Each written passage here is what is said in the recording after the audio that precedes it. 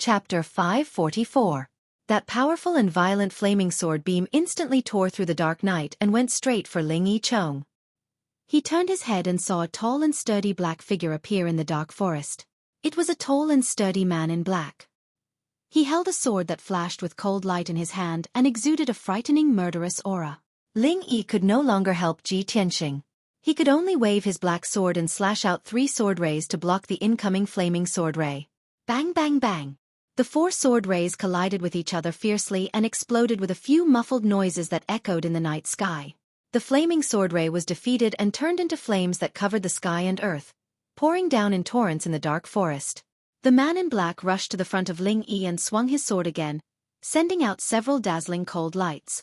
A murderous intent flashed through Ling Yi's eyes. He hurriedly used his sword arts and fought with his opponent. At the same time, Ji Tianxing, who was 100 meters away, swung his sword again and sent the icy blue flying dagger flying. His figure flashed and flew into the night sky. He turned into a golden flowing light and took the initiative to attack the blue-robed assassin. The blue-robed assassin furrowed his brows. His eyes were filled with anger. He shouted in a low voice, "You dare to take the initiative to counterattack? You're courting death." He shouted in a low voice. A light flashed in his palm and a golden saber appeared out of thin air. Shen Bing slash. The blue-robed assassin held the saber with both hands and slashed out 36 icy blue saber rays. They were like countless icicles that stabbed at Ji Tianxing fiercely. The saber rays emitted a bone-chilling cold air that instantly enveloped a radius of several hundred meters. It made half of the mountain peak as cold as ice and snow. The air seemed to be frozen as well. Ji Tianxing was surrounded by dozens of saber rays. His body was frozen stiff by the bone-chilling cold air. His blood seemed to have solidified. However, he had already put away the black dragon sword. He activated the sword embryo's power and released a dazzling flaming sword. Crimson Dragon Flash. The 20-meter-long flaming sword carried an incomparably violent power and fiercely blasted toward the blue-robed assassin. The crimson flames condensed into a flaming divine dragon, exuding unparalleled heat and flame waves that swept in all directions. Suddenly, the dark night sky was illuminated with a dark red color, as if half of the sky was burning. The cold air that had shrouded half of the mountain peak was also dispelled. The 36 icy blue blade auras also quickly melted under the high temperature, their power greatly reduced. Pang pang pang. The huge flaming sword and the icy saber collided with a loud bang, causing a series of loud and muffled sounds to resound fiercely in the night sky. All of the cold blade lights were shattered into pieces of ice crystals that blotted out the sky, and were burned into water vapor by the flame and the high temperature. Instantly, the night sky was filled with water vapor. The blue-robed assassin clearly hadn't expected Ji Tianxing's strength to be so tyrannical, easily dispelling his attack. When the water mist that filled the sky surged, Ji Tianxing had already passed through the water mist as fast as lightning, charging towards him. The blue-robed assassin immediately sensed that something was wrong, and hurriedly retreated into the distance. His left hand emitted a dazzling icy blue brilliance, and 9 icy blue flying daggers immediately appeared in his palm, releasing a bone-chilling blade aura. The 9 flying daggers were all heaven origin level treasures, and they were a set of flying daggers in a chain. They could also form a dagger array, containing hundreds of changes and infinite power. 100 Transformation Divine Dagger. The blue-robed assassin growled with a murderous aura. He suddenly waved his hand and sent out 9 flying daggers, which turned into 9 icy blue lights that shot towards Ji Tianxing like meteors. The 9 icy blue lights scattered, covering the sky within a kilometer radius, and immediately formed a dagger array. The area within a kilometer radius was sealed by the invisible power of the array. The fierce and violent blade aura shuttled back and forth within the dagger array, crisscrossing and strangling. Ji Tianxing had just passed through the water mist and was about to rush towards the blue-robed assassin when he was caught in the dagger array. 9 icy blue blade lights whooshed over, piercing through the night sky and attacking his vital parts from all directions. At this critical moment, he had no time to dodge or counterattack, and could only use his golden wings to block. Golden Rock Wings. The golden wings transformed from Kenshin's battle robe instantly closed, and Ji Tianxing's body was enveloped. The 9 icy blue daggers exploded with the most violent power, and slashed at him fiercely, but they were all blocked by the golden wings. Bang bang bang.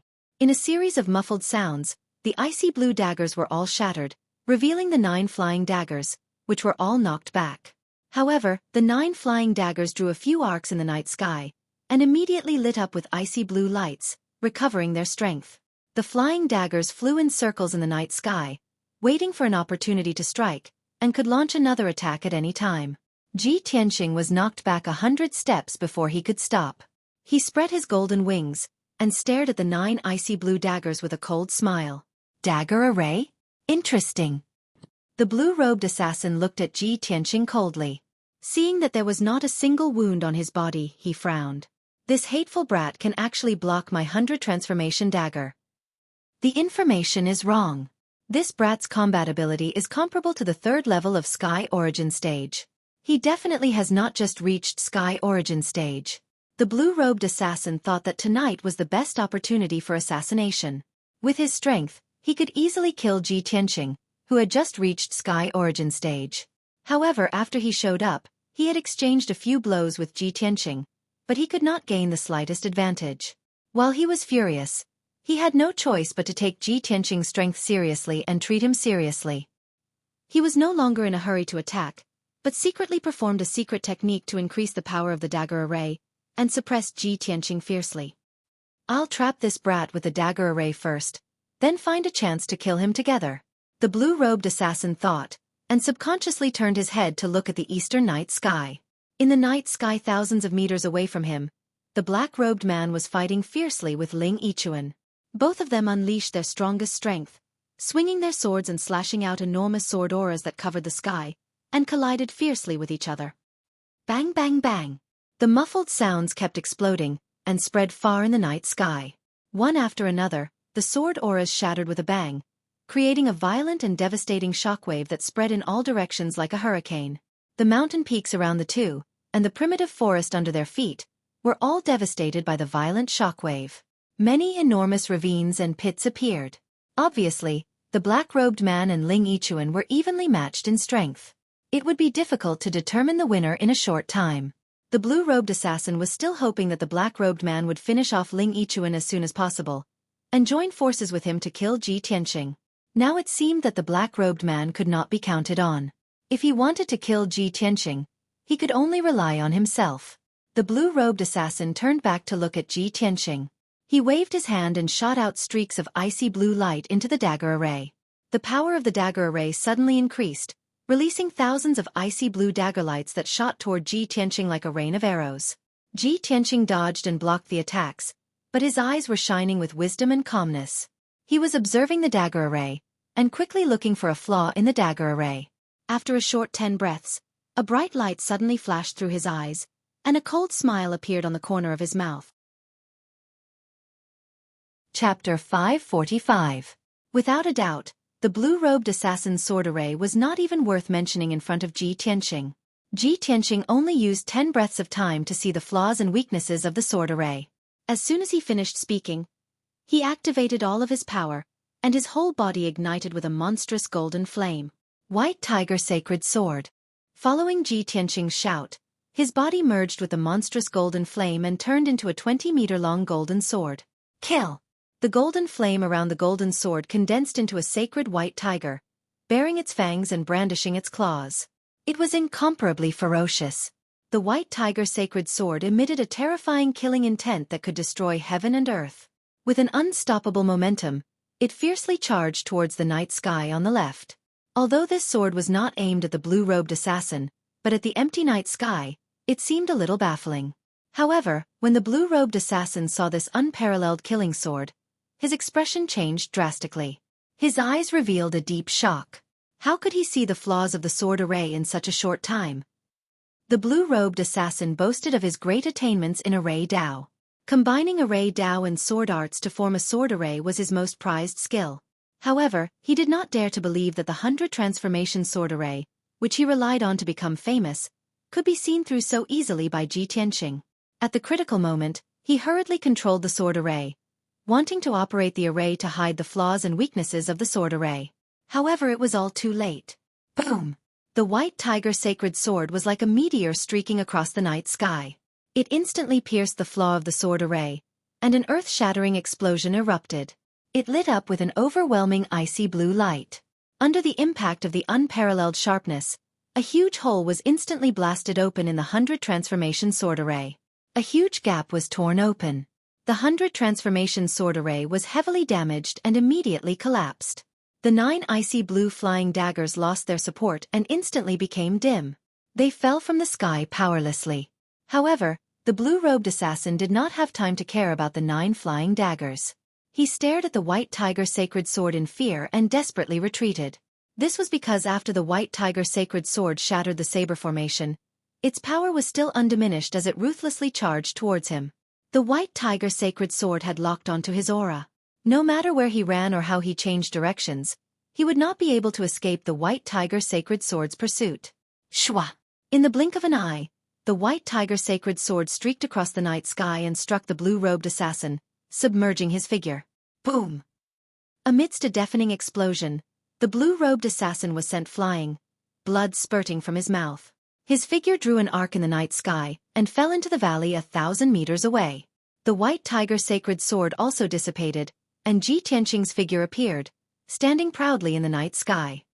He stared at the blue-robed assassin falling from the sky and murmured to himself, "Is this an ordinary sky origin stage cultivator? He is even weaker than Long Yunxiao, who is at the second level of sky origin stage." Even though he still didn't know the identity of the blue-robed assassin. However, there was one thing that he was certain of. The blue-robed assassin was definitely not a crown prince from the monarch mansion. After all, the crown princes who could enter the monarch mansion were all peerless geniuses. They were outstanding cultivators with all kinds of secret skills. For example, Long Yunxiao, who was at the second level of sky origin stage, could easily defeat an ordinary sky origin stage cultivator. Every crown prince was a genius cultivator who could challenge cultivators who were at a higher level than them. At this moment, the blue-robed assassin who was about to fall into the valley flew back to the sky with a flash of cold light. Shwa! The blue-robed assassin flew back to the sky and stood 1,000 meters away from Ji Tianqing. He stared at Ji Tianqing with hatred in his eyes. There was a bowl-sized hole in his abdomen. Blood was gushing out from the hole. Blood was also flowing out from his nose and mouth, dripping onto his blue robe. "Kid, I have underestimated you. However, you will still die tonight." The blue-robed assassin shouted with a ferocious face. His hoarse voice was filled with hatred and killing intent. He held his saber with both hands, and his body was burning with an icy blue flame. He exploded with a terrifying aura. 5 Qis converge. He did not hesitate to use 70% of his true origin to use this secret skill, which doubled his combat power in a short period of time. Suddenly, the blue-robed assassin's body expanded, and the saber in his hand shone with a dazzling cold light. Hurricane Ice Dragon Slash. He roared with a thunderous voice. He held his saber with both hands and slashed at Ji Tianqing with all his might. Shwa! A 30-meter-long Frost Divine Dragon appeared. The Frost Divine Dragon formed by the saber radiance shone with a dazzling icy blue light, illuminating the night sky. It was emitting a bone-chilling cold that covered the entire sky above the mountain. The Frost Divine Dragon stretched out its claws and opened its mouth. It rushed toward Ji Tianqing with an icy hurricane that swept across the sky. Ji Tianqing's aura was locked. He could not dodge or run away. He could only block or fight back. At this critical moment, he raised his left arm without hesitation and activated the red flame primordial fire. Burning Sky Palm. His magma-like left arm spewed out endless red flame primordial fire. It condensed into a giant flaming palm that covered the sky and blasted toward the Frost Divine Dragon. At that moment, the night sky within a radius of dozens of miles was illuminated red by the boundless red flame. Half of the sky was burning. Boom! The giant flaming palm collided with the Frost Divine Dragon, and there was a loud explosion that shook the 9 heavens. An invisible sound wave exploded, shaking the mountains and the ground within a radius of 50 miles. The mighty Frost Divine Dragon was smashed into pieces by the giant flaming palm, turning into thousands of ice crystal fragments. Countless ice crystal fragments were engulfed by the monstrous flames and evaporated into nothingness. They dissipated in the blink of an eye. Immediately after, the giant flaming palm blasted the blue-robed assassin, turning him into charred pieces. The giant flaming palm wrapped around his corpse and blasted a 1,000-foot mountain 5 miles away. With a loud boom, the 1,000-foot mountain was shattered on the spot, turning into scorched ruins. Endless dust and gravel mixed with the flames rushed into the sky, covering a radius of dozens of miles. The earth and mountains around the ruins trembled violently, and huge ravines appeared on the ground. The surging red flame exploded, drowning the dozens of nearby mountains and turning them into a boundless sea of fire. Such an earth-shattering commotion lasted for a full quarter of an hour. The monstrous fire burned for a long time before gradually dissipating. After a long time, when the flames that covered the sky dissipated, Ji Tianqing's figure was revealed. He stood in the sky unscathed, gazing at the scorched ruins 5 miles away, and muttered regretfully. Unfortunately, that guy has been blasted into pieces. I can't figure out his identity. At this time, Ling Yi flew over like a stream of light and landed beside him. When Ling Yichen saw that the surrounding mountain peaks had shattered and that the area of several dozen miles had turned into scorched earth and ruins, his face was instantly filled with shock. Chapter 546. A Sky Origin Stage cultivator indeed had the power to split mountains and rivers. However, Ji Tianqing's giant flame palm was able to turn a radius of several dozen miles into a sea of fire and scorched earth. It was truly terrifying. Even if Ling Yichen's strength was 3 levels higher than his, he still couldn't do it. He witnessed the power of the burning sky palm with his own eyes. How could he not be shocked and horrified? However, Ji Tianqing's expression was indifferent. His eyes were as calm as ever. He turned his head to look at Ling Yichen beside him and asked, "Senior brother Ling, where's that black-clothed man?" Ling Yichen was startled for a moment. He revealed an embarrassed smile and explained, "That black-clothed assassin's strength has reached the 4th level of Sky Origin Stage. He's on par with me. I fought with him for more than 10 moves, but it was still difficult to determine the victor. Although I had the upper hand, it was still very difficult to defeat him in a short period of time. It just so happened that you used that burning sky palm. Its power was too terrifying." Both the black-clothed man and I hurriedly dodged. In the chaos, the black-clothed man saw that the situation wasn't good and fled. Ji Tianqing nodded and said with a solemn expression, "In that case, we still can't figure out who sent the 2 assassins even though we fought with them." A trace of self-blame flashed through Ling Yichen's eyes.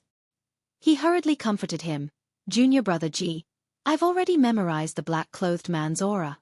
If I meet him again, I'll definitely be able to recognize him." That's good too." Ji Tianqing nodded slightly and said with a calm tone, "Senior brother Ling, 1 assassin is dead, and the other has escaped. The other party probably won't make any more moves tonight. Let's leave this place first and find a safe place to rest for a while." Ling Yichen naturally nodded in agreement. He followed him into the night sky and continued to fly towards the south. The 2 of them flew through the night sky as fast as lightning, chatting with each other through spiritual sense as they hurried along. Ji Tianqing looked calm on the surface, but he was probing Ling Yichen indirectly. He asked, "Senior brother Ling, you seem to have guessed that there were assassins who wanted to assassinate us?" Ling Yichen was startled for a moment before he explained with a smile, "Not us but you. I'm alone. I don't have any enemies. On the other hand, Junior Marshal brother Ji, you've been in the limelight recently. You'll definitely attract the attention of various forces. There were as many experts as there were clouds in the central continent. Various powerful forces emerged one after another. The relationships between them were inextricably linked and intertwined. It was very complicated. Perhaps you haven't done anything, but you've already offended someone unknowingly, hindering the development and plans of some forces. Therefore, it is inevitable that there will be people who want to kill you in the cradle." Ling Yichen's words seemed to have said a lot, but he did not say anything clearly. It was ambiguous and unclear. However, Ji Tianqing understood that Ling Yichen was reminding him to be careful. After a moment of silence he asked, "Senior brother Ling, why did you save me in such a dangerous situation? You and I are just acquaintances. You don't have to risk your life for me." Ling Yichen frowned as he looked at him, his tone disappointed as he said, "Junior brother Ji, we're both princes of the Clear Cloud Divine Master sect, so we're fellow brothers. I really didn't expect that I would treat you as my junior brother, but you would treat me as an outsider. Sigh.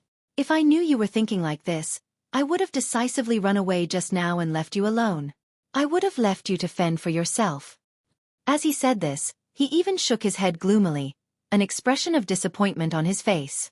Ji Tianqing looked at him from the side. Unable to see through his true thoughts, he could only temporarily suppress the guesses in his heart. "Senior brother Ling, You've misunderstood. What I mean is that you could have stayed out of this. There was no need for you to risk your life to save me. Since you've acted righteously and saved me, I'm naturally grateful to you and have to say thank you. Ling Yichen glanced at him, looking like he was considering it again. If you want to thank me, you can't just say it. Let's see how you perform in the future. Ji Tianqing only smiled and did not say anything else. An hour later, the two of them flew 300 kilometers away and entered an ancient city. The two of them stayed in a luxurious inn and rested for a few hours. After daybreak, the two of them recovered their physical strength and true essence. They left the inn and continued to rush south. For the rest of the day, the two of them sped through the sky. They did not encounter any more dangers or ambushes along the way. This evening, Ji Tianqing and Ling Yichen finally entered the sky-connecting mountain range and arrived at the foot of heaven-reaching peak. The sun was setting in the west. The afterglow of the setting sun shone on heaven-reaching peak, causing the entire peak to be covered in a layer of faint golden light. It appeared even more sacred and dignified. Ji Tianqing and Ling Yichen stood at the plaza at the foot of the mountain, sizing up this towering peak. They saw that there were dozens of statues that were 100 meters tall around the plaza that was 1,000 meters in radius. These statues were of the sages and experts of the human race. They were placed on the plaza for the people of the human race to worship. At the end of the plaza, there was a wide black stone divine path that extended along the steep mountain slope to the mountainside. Many palaces and buildings were built on the slopes on both sides of the divine path, exuding an ancient aura. Moreover, every 100 steps on the divine path, there was an imperial court imperial guard wearing silver armor and holding a long halberd. These imperial court imperial guards were all dignified and dignified. They stood like stone statues and did not move at all, appearing extremely solemn and respectful. Going up the divine path, they reached halfway up the mountain, where the white clouds and mist covered everything. Ji Tianqing and Ling Yichen looked up at heaven-reaching peak, revealing a respectful and solemn expression. Ling Yichen said with a solemn expression, "Junior brother Ji, this giant peak is the sacred land of the human race, heaven-reaching peak. The imperial court is located at the peak of heaven-reaching peak.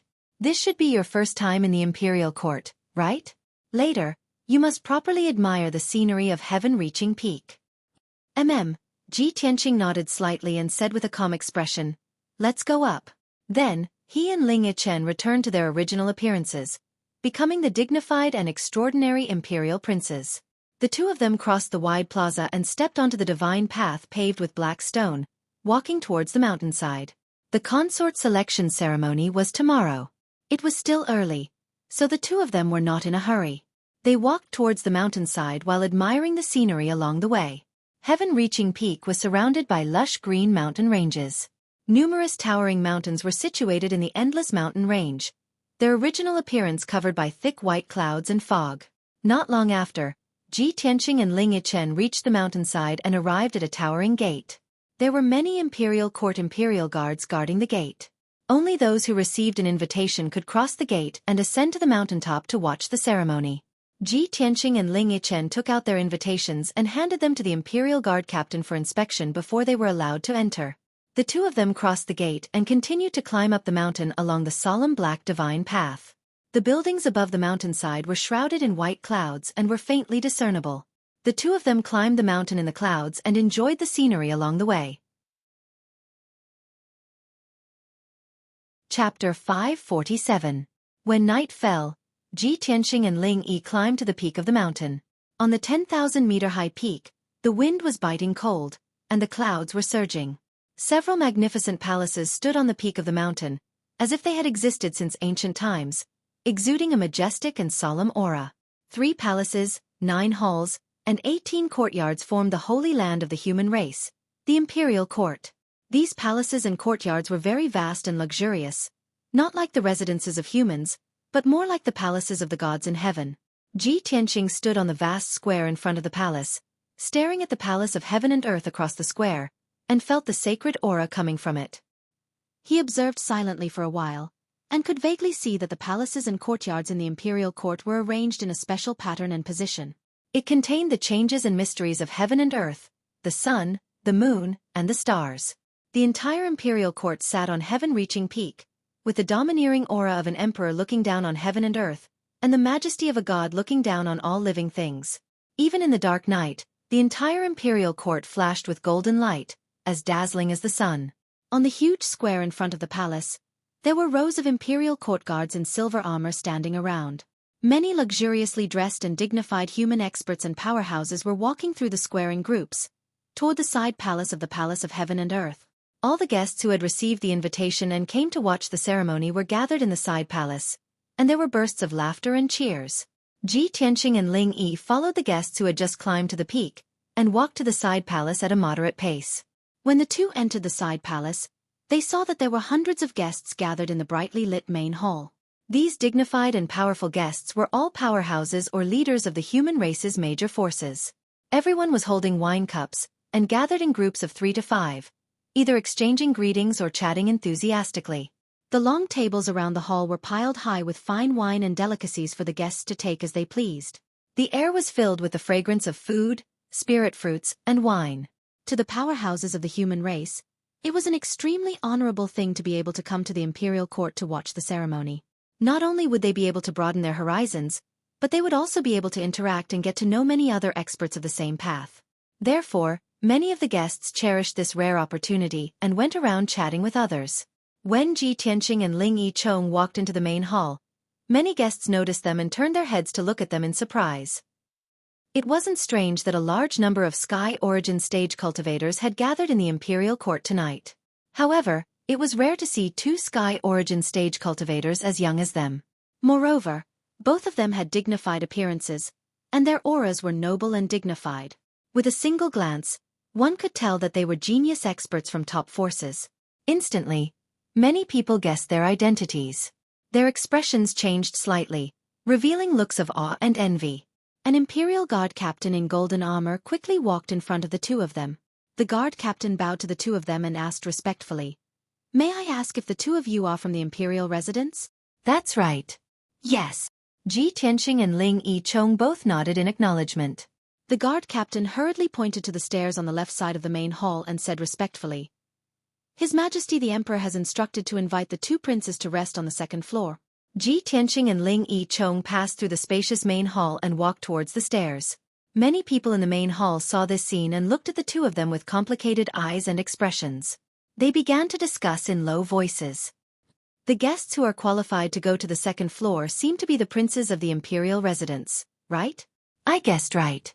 Those 2 are indeed the princes. No wonder their auras are so extraordinary." More than a dozen princes went upstairs earlier. Now that 2 more have come, almost all the princes of the human race are here, right? To be able to see so many princes in this trip to the imperial court to watch the ceremony, this trip is really worth it. Many human powerhouses looked at Ji Tianqing and Ling Yi Chong with eyes full of envy and admiration. Their voices were also somewhat excited and emotional. After a while, Ji Tianqing and Ling Yi Chong went up to the 2nd floor and entered a brightly lit but quiet and elegant living room. This living room was much smaller than the main hall on the 1st floor, but the decorations were more exquisite and luxurious. Obviously, it was used to entertain truly important guests. In the middle of the main hall, there was a huge table that was 20 meters long and more than 3 meters wide. On top of it were delicacies and fine wine. More than a dozen human princes were gathered in groups of 3 to 5. They held wine glasses in their hands and whispered to each other about something. Unlike the guests in the main hall on the 1st floor, these princes were arrogant, confident, and reserved. Even if they were gathered together with people who were familiar with each other, they would not talk loudly or laugh. The prince's words and actions were full of noble demeanor. When Ji Tianqing and Ling Yi Chong entered the living room, more than a dozen princes turned their heads to look at the two of them. Some of the princes who knew them nodded slightly to greet the two of them. As for the princes who were not familiar with them, they glanced at the two of them indifferently before looking away and no longer paying attention to them. Ji Tianqing did not care about the prince's gazes. He picked up a glass of spirit wine from the table and walked to the window. Ling Yi Chong followed him. The two of them stood by the window with wine glasses in their hands. They enjoyed the cool night breeze and admired the night view outside the window while talking to each other softly. At this moment, Ji Tianqing saw that 2 princes were already standing by the 2 windows not far away. The 2 of them did not belong to the same group. While they were drinking alone, they were also silently looking at the night sky and sea of clouds outside the window. Ji Tianqing took a closer look and realized that the 2 princes were not humans. The prince on the left was from the demon clan. She was a princess with a slim figure and a seductive temperament. The prince on the right was from the water clan. He was a young man who wore a purple robe and was as tall and sturdy as an iron tower. This person's face was resolute and powerful, and he had a valiant temperament. A golden dragon horn protruded from his forehead, and his exposed skin was also covered in fine scales. Ji Tianqing was not unfamiliar with the two princes. He still had some impressions of them. He knew that the seductive princess of the demon clan was called Fox Princess. She was the third princess of the monarch residence. The burly water prince with a horn on his forehead was the first prince of the monarch residence, Tai Yi. When Ji Tianqing took the risk to sneak into the monarch residence, he happened to see Divine Master Blackfeather and many other princes having a meeting. During the meeting, both Fox Princess and Tai Yi spoke up. They had different opinions and argued for a while. At this moment, Ling Yicheng saw that he was secretly sizing up Fox Princess and Tai Yi. He used his spiritual sense to explain, "Junior Martial Brother Ji, these two princes are Fox Princess of the Demon Clan and Tai Yi of the Water Clan. The Emperor's concubine selection has attracted the attention of all races in the world. Not only have the princes of the Human Clan been invited, but the Demon Clan and the Water Clan will also send a prince as a representative to attend the ceremony." Chapter 548. Ji Tianqing had just entered the imperial residence not long ago, so there were very few princes he knew. Of course, Ling Yichen knew this, so he took the opportunity to quietly introduce him to the princes in the living room. The two of them did not show it on the surface as they held their wine cups and tasted the fine wine in silence. However, in reality, Ling Yichen was using his spiritual sense to continuously introduce them to Ji Tianqing. The prince in the white robe with the golden jade belt is called Lu Ziyuan. He's ranked 42nd in the residence. Junior apprentice Brother Ji, the muscular young man in the black robe with silver stripes, is called Lu Zikong. He's ranked 37th in the imperial residence. And the one in the green robe who's surrounded by the princes is called Duanmu Yulong. He's the legitimate son of the Duanmu family and ranked 9th in the imperial residence. As for the one with the folding fan, Murong Lingfeng, who's so beautiful that he doesn't look like a man, I don't think I need to introduce him, right? After a short few minutes, Ling Yichen introduced the princes in the living room to Ji Tianqing one by one. Ji Tianqing listened quietly and silently memorized the names. When he heard the name Duanmu Yulong, he frowned and took a deep look at Duanmu Yulong. However, Duanmu Yulong was surrounded by the princes. He was chatting and laughing with the princes as if he was passing judgment on the world. He ignored Ji Tianqing as if he was not interested in even looking at him. Murong Lingfeng was also surrounded by the princes of the human race. He was like the moon surrounded by the stars and was clearly the leader of the princes. However, while he was talking and laughing with extraordinary confidence, he would always inadvertently glance at Ji Tianqing with a playful smile at the corner of his mouth. Soon, it was late at night. Most of the princes in the living room had stopped chatting and laughing. They were either drinking silently or finding a place to sit down and rest. Ling Yichen used the excuse that he was a little sleepy as an excuse to bid farewell to Ji Tianqing and left the living room. Ji Tianqing stood alone by the window and calmly looked at the night sky outside the window, admiring the changing of the stars and the churning of the sea of clouds. At this moment, a clear voice came from behind him. "Junior Brother Ji, how have you been?" Ji Tianqing turned his head to look and saw Murong Lingfeng holding a white jade wine cup, walking over with a smile on his face. Today, Murong Lingfeng was wearing a white robe embroidered with dragons and phoenixes, as well as clouds. His hair was tied up in a high bun, and he wore a jade crown. His left hand held a green jade folding fan. She was even more beautiful than before, and there was a charming smile on her face that made people not dare to look at her directly. Ji Tianqing calmly nodded and said with an indifferent expression, "Everything is fine, Brother Murong need not worry." Although his attitude was cold, Murong Lingfeng didn't mind at all. He smiled and walked to his side, chatting with him in a concerned tone. Ji Tianqing smiled coldly in his heart. He knew that this Murong Lingfeng had not given up and still wanted to strike up a conversation. However, he remained calm and collected on the surface as he tasted the spirit wine with an indifferent attitude, occasionally replying with a few words. In the corner of the living room not far away, the three princes clustered around Duanmu Yulong and were discussing something in low voices. Duanmu Yulong had a thoughtful expression, shaking his head or nodding from time to time, as if he was thinking about something. However, in reality, He was secretly paying attention to Ji Tianqing and Murong Lingfeng, who were by the window. Seeing Murong Lingfeng take the initiative to express goodwill to Ji Tianqing, looking like they were chatting happily, Duanmu Yulong's eyes flashed with a mocking sneer as he thought to himself. Humph, Murong Lingfeng, this coquettish thing, actually still hasn't given up and still wants to rope in Ji Tianqing. He doesn't know that the Lord has already given me a secret order to get rid of Ji Tianqing as soon as possible. Humph, it seems that the Lord still thinks highly of me. Thinking of this, Duanmu Yulong was somewhat pleased with himself. When he looked at Ji Tianqing again, his eyes became somewhat cold. Damn Ji Tianqing, you actually came to the imperial court alive. Yesterday, you brat, you were lucky enough to escape a calamity, but you also caused me to lose a capable subordinate. However, after you leave the imperial court, I won't let you return to the imperial court alive. By the window, Murong Lingfeng and Ji Tianqing chatted for a long time. He found a few excuses to rope in Ji Tianqing. However, Ji Tianqing was not moved at all. His attitude toward Murong Lingfeng was very cold and indifferent. Murong Lingfeng cursed in his heart, but he could only give up for now. He smiled and said goodbye before leaving with his wine cup. After that, no one disturbed Ji Tianqing anymore. He had been standing by the window, staring at the night sky outside, thinking about something in silence. Before he knew it, a night had passed. The sky outside the window was bright, and a red glow appeared in the depths of the sea of clouds. A new day had arrived. Today was the day that the emperor would choose his heavenly consort. At this moment, many thearchs left the living room one after another. They walked in groups of 2 or 3 as they rushed to the Apocalypse Tower. Ling Yi, who had disappeared for half the night, appeared next to Ji Tianqing again.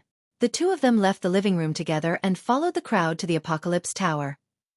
The Apocalypse Tower was located in the depths of the Imperial Court, behind the Palace of Heaven and Earth and the Palace of Heaven and Earth. It was a majestic golden pagoda that was 1,000 meters tall. It stood on the empty ground near the cliff.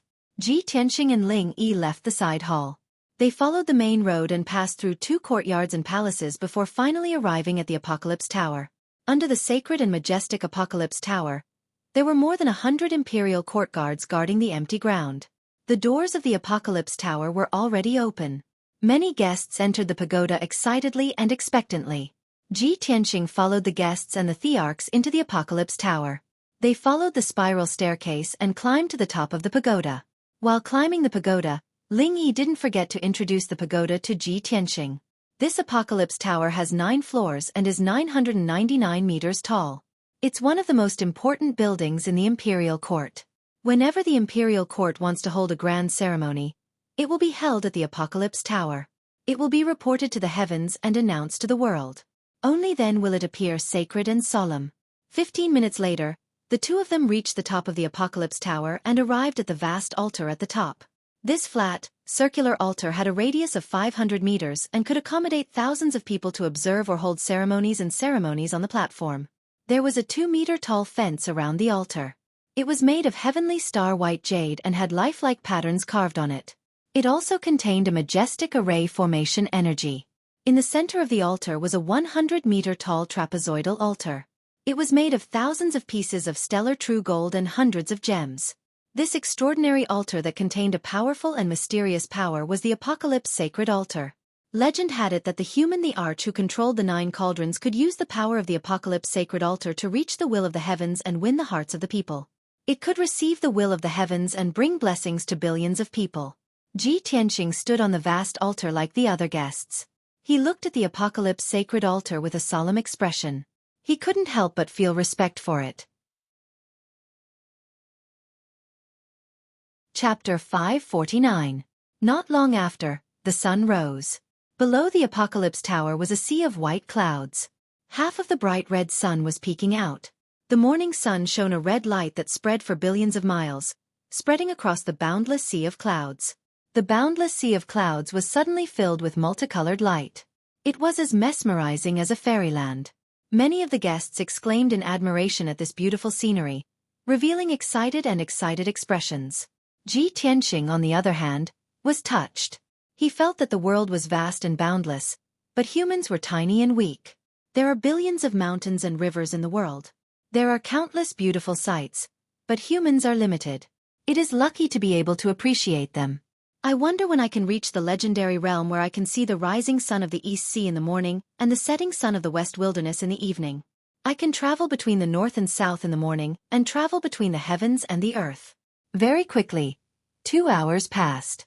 The beautiful scenery of the rising sun was over. Many guests finally regained their senses. At this moment, a few imperial court officials led groups of imperial court guards and maidservants up the Apocalypse Tower. Hundreds of guards and maidservants stood around the Apocalypse altar. They looked sincere and solemn. Everyone knew that the auspicious time was approaching.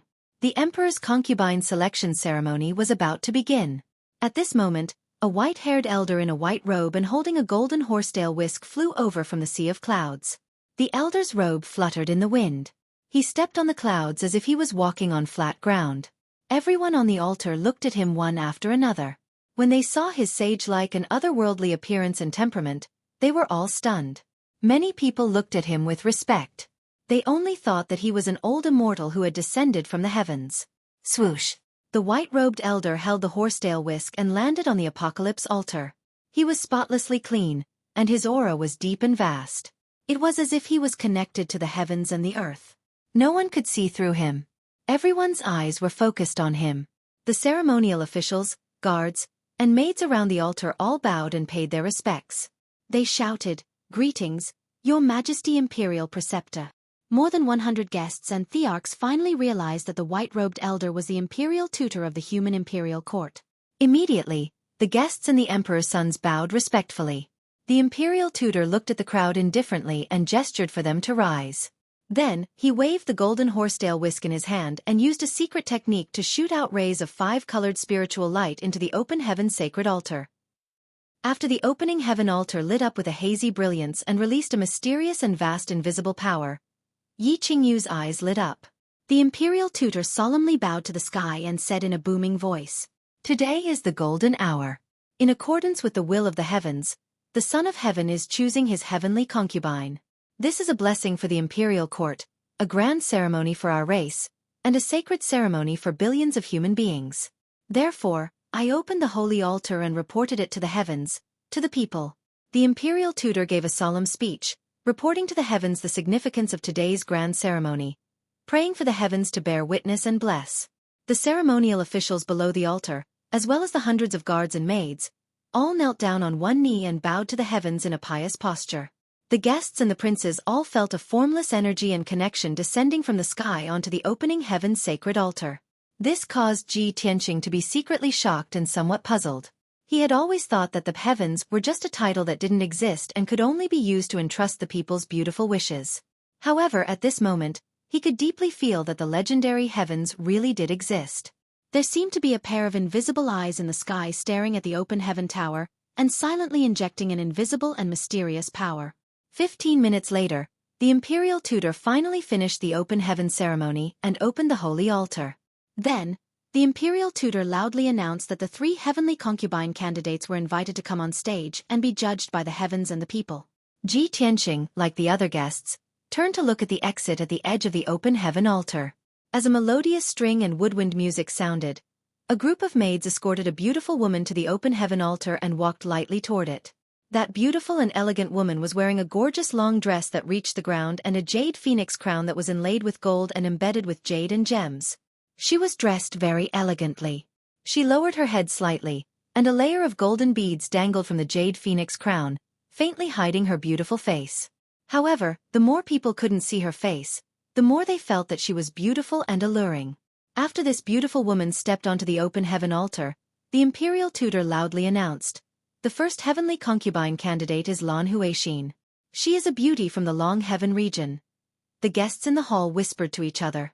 Then, another group of maids escorted the second beautiful woman to the open heaven altar. This beautiful woman was different from Lan Huixin. She didn't wear a graceful and luxurious dress, nor did she wear exquisite makeup. She was wearing a simple green robe and long skirt. She did not wear any makeup, nor did she wear any jewelry. However, she had an innate demure temperament, like an orchid in an empty valley, noble and elegant. She calmly stepped onto the open heaven altar and stood in the middle of the hall. She didn't look around, and only looked at the sea of clouds indifferently, quietly waiting. The imperial tutor loudly announced, The second heavenly concubine candidate is Xueqi. She is a beauty from the Yong'an region. The guests in the surroundings once again burst into discussion. Some curiously looked at Xueqi, while others were amazed and praised. Murong Lingfeng, who was surrounded by several princes, stared at Xueqi's beautiful figure the moment she appeared. He couldn't move his eyes away. His eyes were filled with tenderness as he gazed at Xueqi. His eyes were filled with longing and yearning. He silently called out in his heart, hoping that Xueqi would turn her head and look at him. Even if it was just a look, it would make him feel at ease.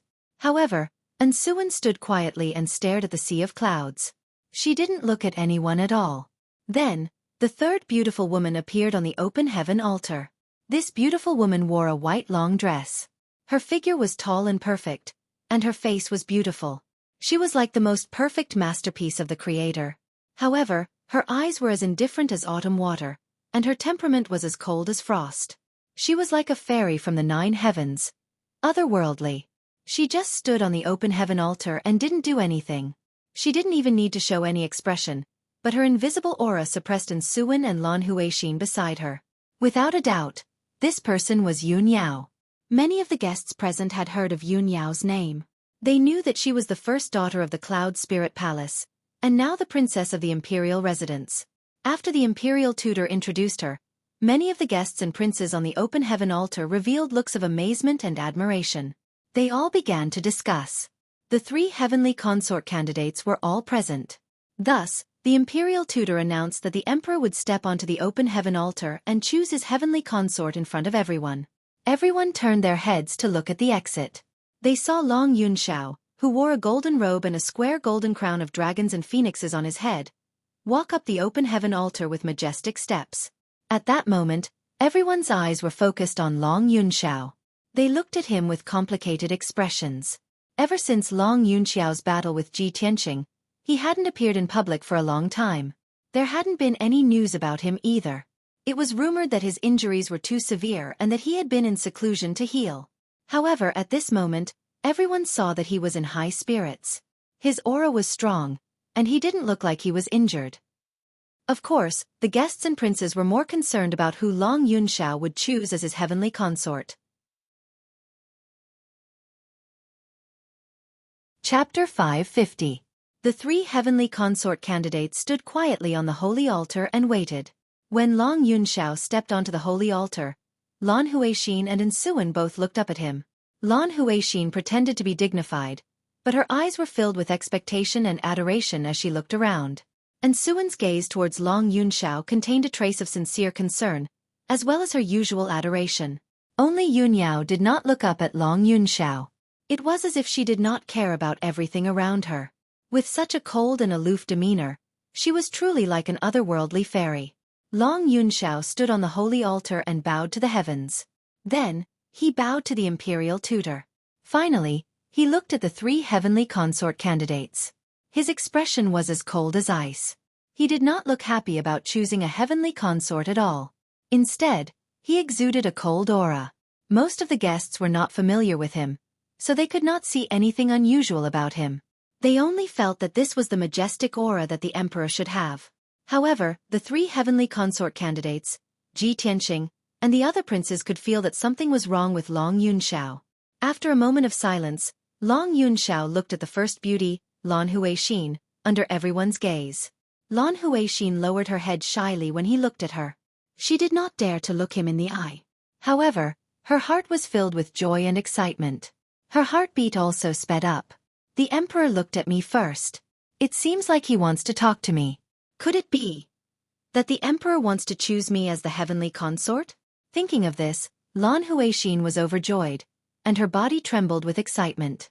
However, after waiting for a while, she did not hear the emperor announce his decision. She looked up in confusion.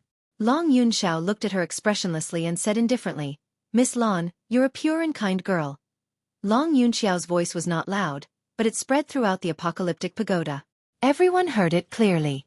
Many guests and princes looked at Long Yunxiao with bated breaths. They wondered if Long Yunxiao was going to choose Lan Huixin as his heavenly consort. Just as this thought appeared in everyone's mind, Long Yunxiao continued, "However, I'm not fated to be with you. I hope you can find the right person soon." After saying that, Long Yunxiao retracted his gaze and no longer looked at Lan Huixin. From beginning to end, his eyes were calm and indifferent, without the slightest fluctuation of emotion.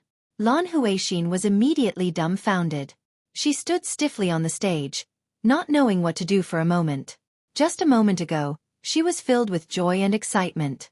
She thought that she was going to be favored by the emperor and become a heavenly concubine. But at this moment, the Son of Heaven announced the result in a cold tone, causing her to fall from the clouds to hell. Lan Huixin was filled with grievances and heartbreak. She almost couldn't hold back her tears. However, this was the Apocalypse Pagoda. In front of so many powerful cultivators, how could she not care about her reputation? She could only suppress her grief and press her lips together, allowing the tears in her eyes to fall silently. At this moment, Long Yunxiao walked in front of Yunyao and looked at Yunyao with a complicated expression. He didn't open his mouth to speak, but his eyes, which were as deep as the starry sky and as complex as ripples on the surface of water, had already revealed everything. There was longing, gentleness, and reluctance. Yunyao also looked at him calmly. She did not speak, and her expression did not change. The two of them looked at each other but remained silent. Many guests and thearchs on the stage started whispering to each other. I've heard that the Son of Heaven is infatuated with Yunyao, and is determined to marry Yunyao as his heavenly concubine. I've heard about it too. This news is not a secret. All the major forces in Middle Ground know about it. Look at how affectionate they are looking at each other. It looks like there won't be any suspense today.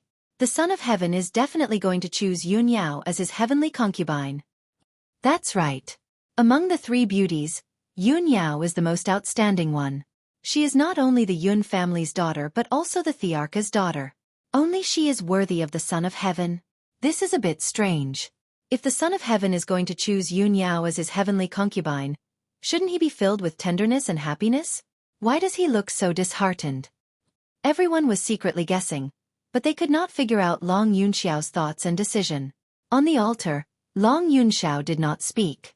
Instead, he secretly said to Yunyao with his spiritual sense, Yao Yao. Although I was destined to withdraw and give up from the moment I was defeated by Ji Tianqing's sword, after so many days, when I face you and want to tell you the result personally, I still feel like my heart is being twisted by a knife. It's hard for me to give up.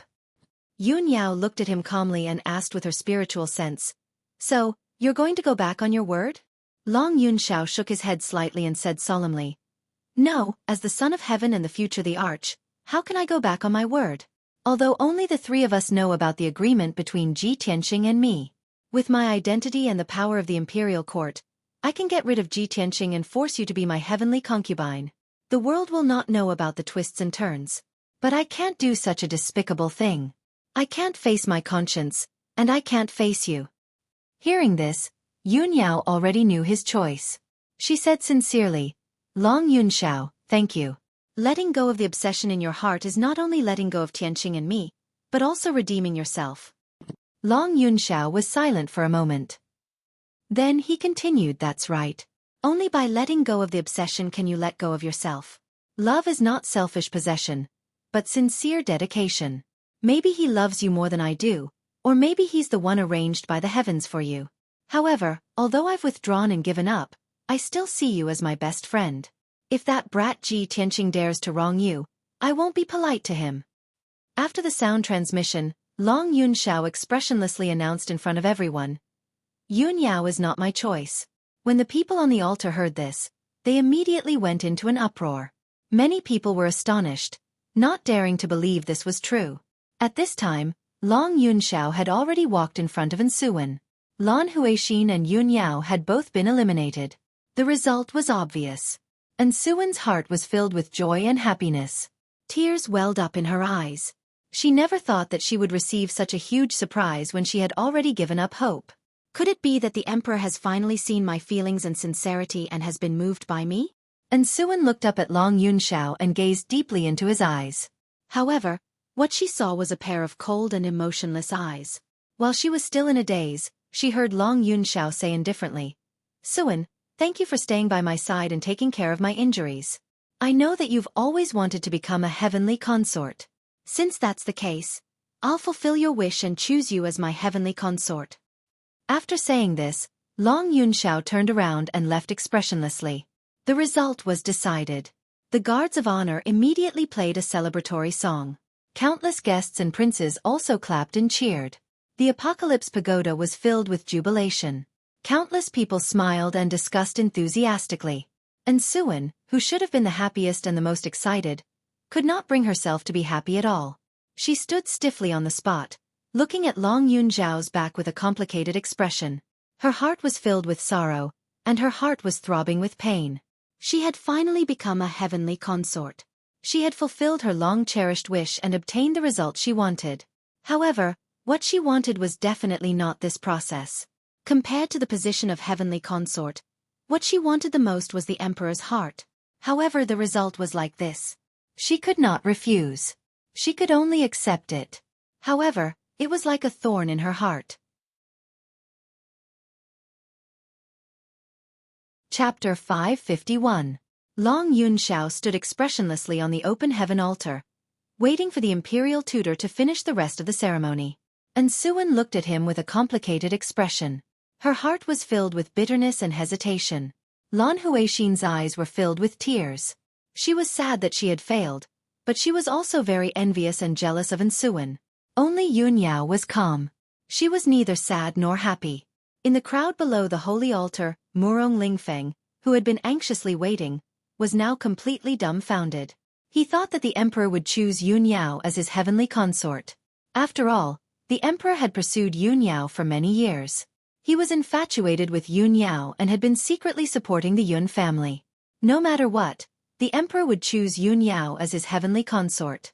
This was a matter of course. Murong Lingfeng was still planning in his heart. Once the emperor's consort selection was over, he could openly pursue Xuan. At that time, he would definitely use all of his abilities and all kinds of methods to make Xuan stay in the central state, and then gradually capture her heart. However, the emperor chose Xuan as his heavenly consort. To Murong Lingfeng, this was simply a bolt out of the blue. An enormous blow. After he regained his senses, his face twisted in anger. His eyes were filled with hatred and killing intent. Long Yunxiao, you damn bastard! How dare you steal my Xuan in front of everyone?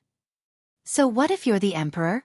One day, I will make you lose all standing and reputation and die without a burial ground to avenge today's grudge. Murong Lingfeng clenched his fists so tightly that his knuckles cracked. He roared in his heart. The pain of having his beloved taken away was like a sharp knife stabbing into his heart. It was unforgettable. The seed of hatred was buried deep in his heart. It was growing rapidly. However, this was the open heaven pagoda. The imperial tutor and many powerful cultivators were present. Murong Lingfeng did not dare to act up. He could only endure the humiliation and hide the hatred in his heart. Even if his teeth were broken, he had to swallow it down. A moment later, the hatred and murderous intent in his eyes disappeared. His eyes became cold and indifferent, and even a little empty and lifeless. After an unknown period of time, the concubine selection ceremony was finally completed. The emperor left the Apocalypse Pagoda with the new heavenly consort, and Xuan, under everyone's gaze. Yunyao and Lan Huixin also walked down the open heaven altar and left the top of the tower.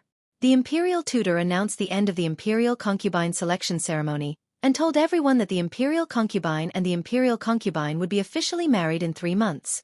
At that time, the imperial court would hold the conferring ceremony of the heavenly concubine, and would invite all the guests to attend the ceremony again. Many guests silently noted down the time, thinking that the ceremony was over, and were about to leave. But at this moment, the imperial tutor announced another piece of news.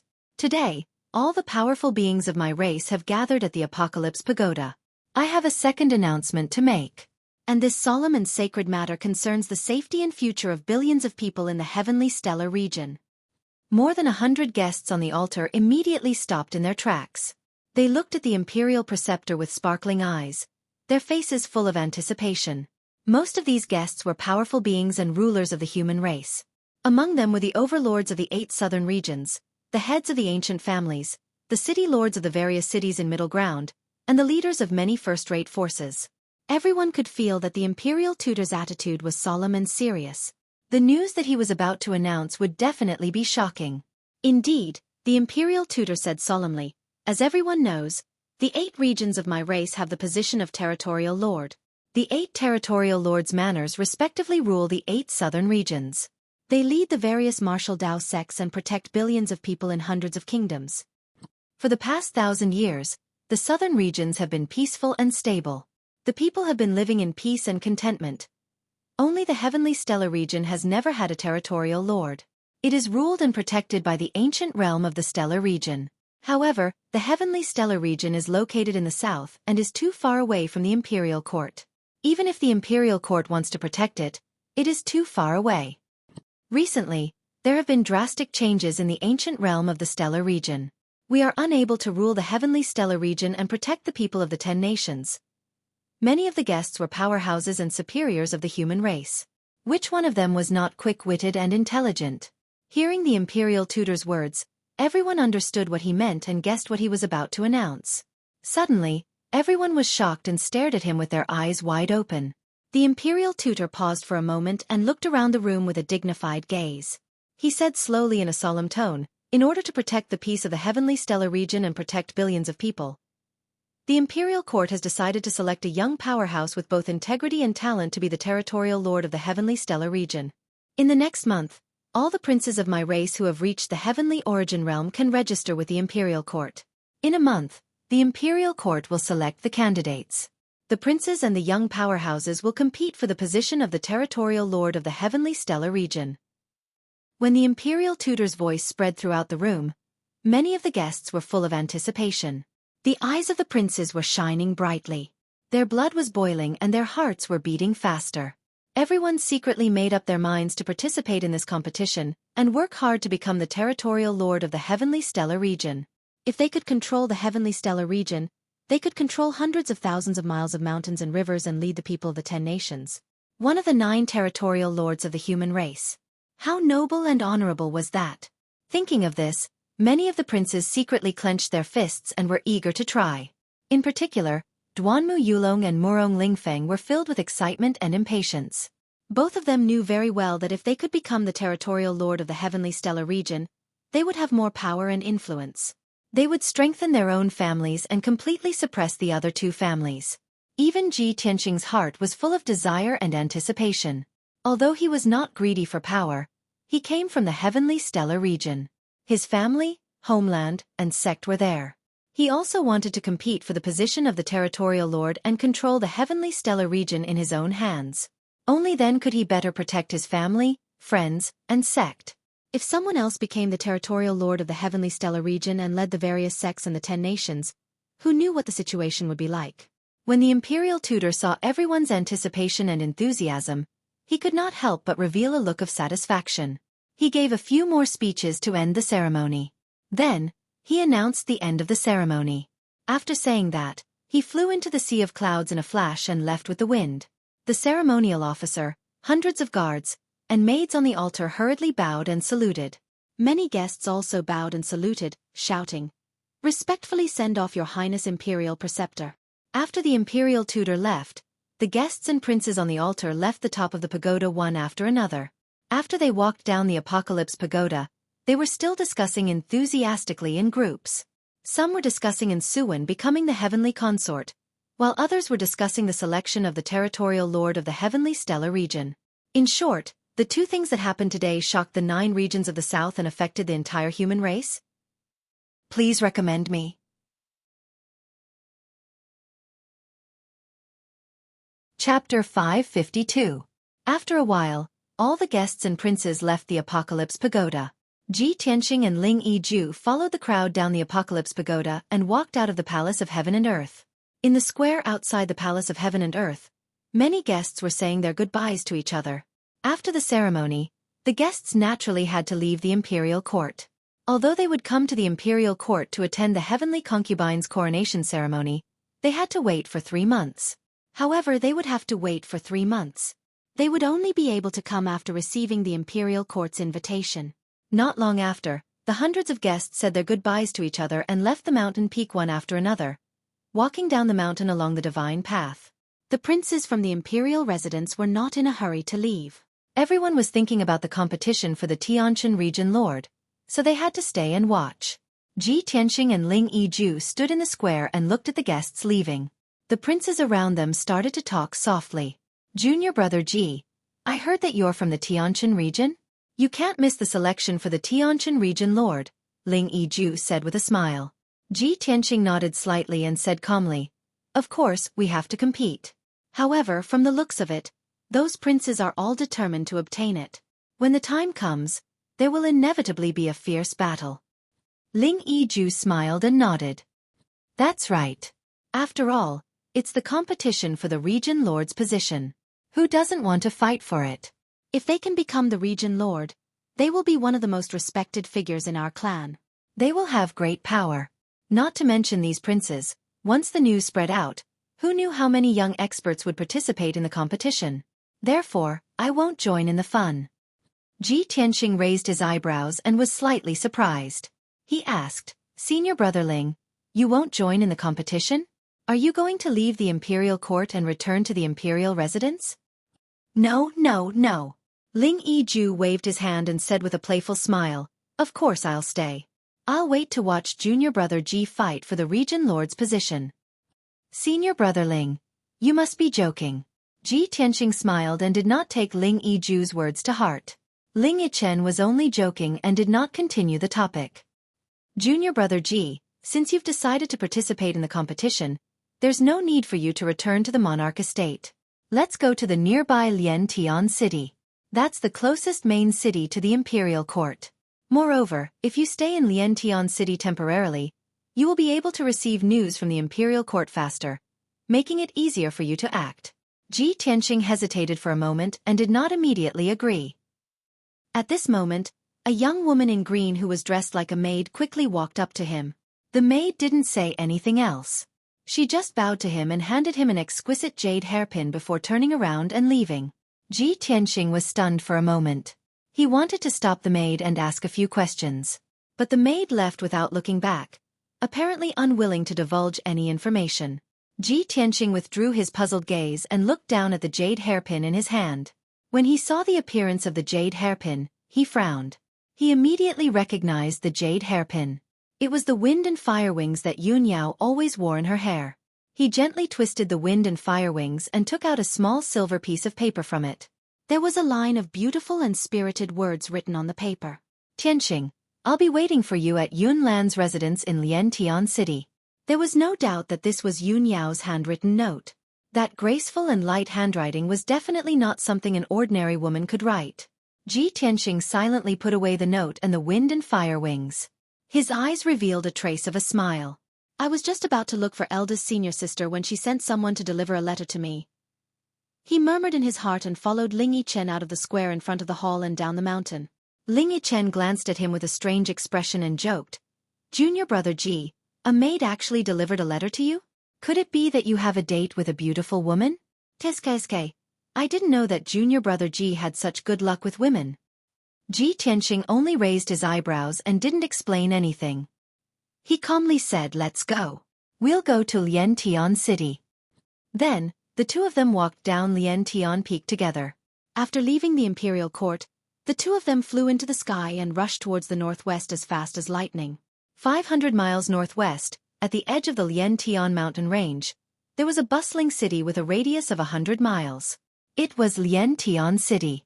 On the way, Ji Tianxing noticed that many guests and princes who had just left the imperial court were also rushing towards Liantian City like the two of them. Obviously, those guests and princes weren't willing to leave and wanted to stay in Liantian City temporarily to observe the situation. 2 hours later, Ji Tianxing and Ling Yichen entered Liantian City. After entering the city, the two of them parted ways. At a crossroad in the city, Ji Tianxing said to Ling Yichen, Senior brother Ling, I'm going to meet a friend. Goodbye. Ling Yichen nodded and said with a smile, all right. If you need anything, come to the Great Fortune Inn in the city to find me. After saying that, the two of them cupped their fists and bade farewell. They turned around and flew away. Ji Tianxing asked around in the city and quickly found the cloud mist courtyard. This courtyard that was 1,000 square meters in radius was built with a grand aura. It was luxurious and magnificent. There were a few magnificent palaces and a few quiet courtyards. There were also hundreds of guards and maids. The entire courtyard was protected by a defensive formation. There were many experts hidden in the courtyard. The security was very tight. Ji Tianqing sized up the cloud mist courtyard and guessed that this courtyard was most likely the property of the Cloud Spirit Palace. He walked towards the entrance and was immediately stopped by a few guards. After he revealed his identity, the guards immediately let him in. "Young Prince Tianqing, our young miss is waiting for you. Please follow me." One of the guards led the way and led him into the depths of the courtyard. Ji Tianqing followed the guard through a palace and 2 courtyards. He entered a palace called the Water Cloud Palace. The guard led him to the door of a secret room. After saying goodbye, he turned around and left. At the door of the secret room, there was a tall and thin woman in a black dress guarding it. She stared at Ji Tianqing. There was a hint of scrutiny in her eyes. Ji Tianqing stared at her and could not help but frown. He could naturally see that this ordinary-looking woman in black in her 30s was a powerhouse at the divine origin stage. Moreover, this woman had always been protecting Yun Yao.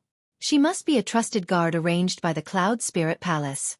The woman in black sized up Ji Tianqing before activating the formation on the door of the secret room.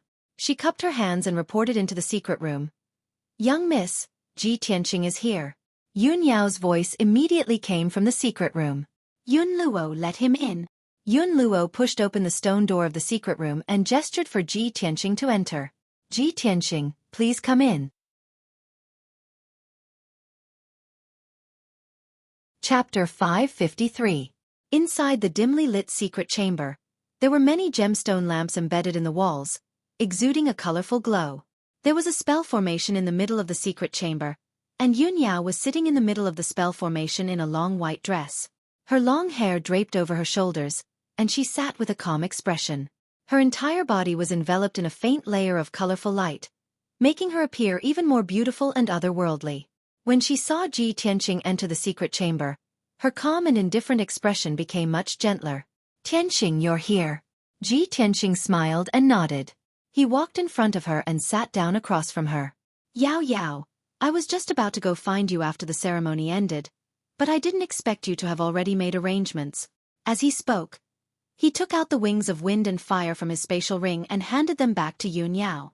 Yun Yao accepted the jade hairpin and gathered her long hair into a bun before inserting the jade hairpin into her hair. "Before the Heavenly Prince chose his consort, it was inconvenient for us to meet in order to avoid criticism and unnecessary trouble for you.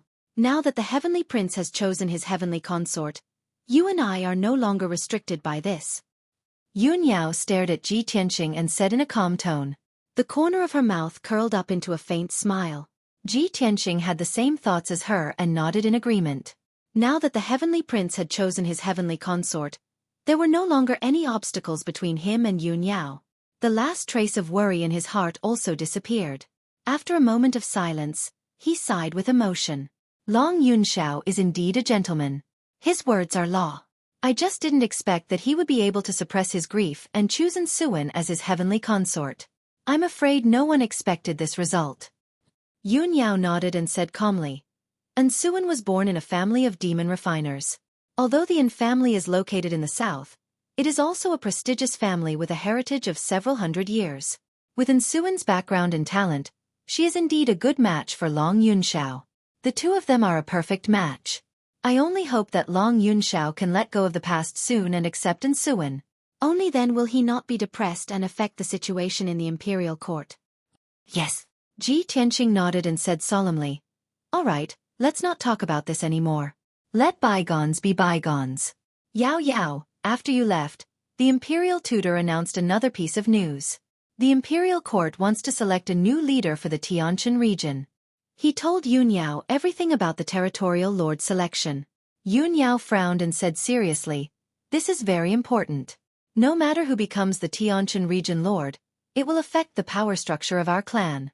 In my race, the imperial court is the leader and has the highest status. In terms of power and status, below the imperial court were the 3 ancient clans, followed by the 4 directions divine generals and the 8 region lords. Then there are the city lords of the various cities in central state, as well as the leaders of the first-rate forces." Ji Tianqing listened in silence, and had a clearer understanding of the power structure of the human race. Yun Yao continued, "The position of the Tianqin region lord is very honorable and important. Not only will the princes fight for it, but the princes of the imperial court and the young experts of the various clans and forces will also participate. The princes of the Murong and Duanmu clans will also not let go of this opportunity. Once they obtain the position of the Tianqian region lord, their power will increase exponentially. Ji Tianqing nodded and said, "That's right. Many princes are determined to obtain the position of the Tianqian region lord. However, the imperial court will screen the people who sign up for the competition and will only announce the name list after a month. I come from the Tianqian region. My family and hometown are there, as well as our sect. Even if the chances are slim, I will try my best." Yun Yao frowned and thought for a moment before nodding in agreement. "Tianqing, I support you in competing for the position of the territorial lord. If you can become the Tianqian region lord, not only will you be able to protect your family and hometown, but you will also be able to protect our sect. The Sky Pillar sect has many things to do now, and it will take many years for it to gradually recover. If someone else becomes the Tianqian region lord, our sect will definitely be suppressed and ostracized. It might be very difficult for us to recover." "I understand." Ji Tianqing nodded again and said solemnly, "So, I will do my best." After a pause he continued, "Yao Yao, if it's possible, I would like you to help me investigate Ling Exian's identity." "No problem. I will instruct Yun Luo later." Yun Yao agreed without hesitation, then asked, "Tianqing, why do you suddenly want to investigate him?" Ji Tianqing explained, "When I came to the imperial court, Ling Exian took the initiative to travel with me. On the way, we were attacked by two mysterious assassins. Although I killed one of the assassins, Ling Exian defeated the other one. However, I still haven't figured out who sent the two assassins." Yun Yao raised her eyebrows and asked solemnly, "Tianqing, are you suspecting Ling Exian?" Ji Tianqing thought for a moment, then shook his head and said, "I don't think he is someone who wants to deal with me, but he gives me a strange feeling. Now, we can only act cautiously and investigate all suspicious people." "Yes, it should be so." Yun Yao nodded slightly and agreed with his approach. She pondered for a moment, then said with a puzzled face, "Tianqing, although you defeated Long Yunshao in public and entered the monarch residence, you have been in the limelight recently. However, the major forces will only pay attention to you and won't send assassins to assassinate you. Who is it that can't wait to take your life?" Ji Tianqing shook his head and said, "I have also been puzzled and have no clue. Logically speaking, I made Long Yunshao lose face and damaged the dignity of the imperial court. The one with the most reason to get rid of me should be the imperial court. However, Long Yunshao and the imperial court won't do such a despicable thing. Besides, I have just arrived in the central state and have yet to become enemies with any forces. Who would want to kill me?" Yun Yao thought for a while in silence, then said in a deep voice, "We are in the open while the enemy is in the dark. As the saying goes, there is only 1,000 days of being a thief, but not 1,000 days of guarding against thieves. We can't passively defend all the time. Tianqing, maybe we can take the initiative to attack and lure the enemy out, then capture them and interrogate them." Ji Tianqing quickly nodded and said with a smile, "Yes, I have the same idea. However, the enemy is very alert and won't be fooled easily. We have to think of a good countermeasure." Yun Yao thought for a moment and said, "The enemy has lost a Sky Origin Realm assassin, so they might not take action in the next few days. Tianqing, you stay in Yunlan's courtyard and recuperate for a few days. After a few days, when the enemy relaxes their vigilance and can't hold back anymore, we will lure them out." Ji Tianqing nodded with a smile and said, "All right, we will do as you say." After discussing the plan, the two talked about some other trivial matters.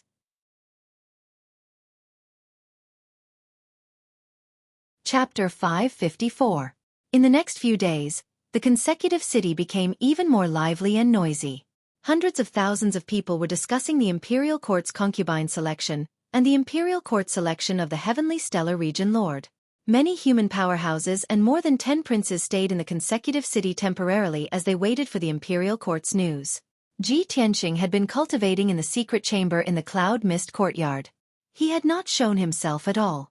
The noise and disturbance in the outside world had nothing to do with him. Ever since he had advanced to the heavenly origin stage, the speed of his improvement had slowed down a lot. Even with the help of the burial of heaven to transfer a vast amount of energy to him, it took him a total of 5 days to increase his strength by 40%. This morning, His strength finally had a breakthrough and naturally reached the second level of the heavenly origin stage. Although it seemed to others that he had only advanced to the heavenly origin stage for about a month, he had advanced another level. Only he knew how much effort he had put in to increase his strength. Early in the morning, he finished his cultivation and opened his eyes. The heavenly levitation orb that Master gave me back then contained 400 years of Master Qing Tian's energy. The vast amount of energy allowed me to advance from the 5th level of the origin core stage to the 2nd level of the heavenly origin stage within a few months. It also allowed the burial of heaven to recover 20% of his strength. After a few months of consumption, the 400 years of energy has been completely depleted. From now on, the speed of my improvement will be even slower and more difficult. Ji Tianqing thought to himself with a solemn expression on his face. After a while, he stood up and walked out of the secret chamber. He entered the Shui Yun Palace to look for Yun Yao. Yun Yao had also been cultivating in seclusion for 5 days. Her strength had improved by quite a bit. After the two of them met, they chatted for a while before they left the Cloud Mist Courtyard together and walked out of the consecutive city. Tianqing, the Cloud Mist Courtyard is guarded by powerhouses. There are also many guards and formations. The assassins hiding in the dark won't dare to act rashly. Since that's the case, we'll take the initiative to attack and lure them out of the city. I've already arranged for Yun Luo to follow us secretly and be ready to support us at any time. While rushing out of sky-piercing city, Yun Yao didn't forget to use her spiritual sense to inform Ji Tianqing of the situation. Ji Tianqing listened quietly and walked side by side with her on the street. On the surface, they seemed to be strolling, but in fact, they were secretly paying attention to the situation around them. Unknowingly, 2 hours passed quickly. Ji Tianqing and Yun Yao passed through the towering North City Gate and left Liantian City. Outside the city was a vast mountain range. Nearby, there was a green grassland. In the distance, there were dark green mountains. They were like huge dark brown dragons lying between heaven and earth. Ji Tianqing and Yun Yao crossed a mountain peak and soon disappeared into the mountains. The two of them advanced in the mountains at a leisurely pace, as if they were on a scenic tour, appearing very leisurely and comfortable. However, an entire hour passed, and the mysterious assassin did not appear. On the top of a mountain in front of him, several figures entered Ji Tianqing's vision. Although they were separated by a few kilometers, he was still able to see the scene at the top of the mountain. He saw 5 men with ferocious auras surrounding 4 men and women, and they were shouting and cursing at something in an arrogant manner. Let's go over and take a look. Ji Tianqing flapped his golden wings and pulled Yun Yao to fly through the sky, and he flew swiftly like a flowing light towards the top of the mountain. When the two of them descended on the top of the mountain, they saw the appearance of the 2 groups of people clearly and heard their voices. Amongst the 5 men with ferocious auras, there were 4 middle-aged men, and they were all experts at the 7th or 8th level of the origin core stage. These 4 people were dressed like attendants and guards, and they clustered around a young man in luxurious clothes. The young man wore a long embroidered robe, had greasy hair and a powdered face, and his entire body emitted an arrogant aura that held his head high. He was obviously an ignorant and incompetent profligate disciple, yet he insisted on wearing a jade crown and holding a folding fan in his hand, and he made the appearance of an elegant young master. In the other group of people, there were 3 men and a woman. 3 of the middle-aged men wore black robes and held treasured swords that flickered with cold lights in their hands, and they joined forces to protect a pure and beautiful woman. These 4 people were all dignified, and they were obviously martial artists from reputable sects with a single glance. But unfortunately, the 3 black-robed men only had a strength at the 6th level of the origin core stage, whereas the peerless beauty that was protected by them only had a strength at the 5th level of the origin core stage.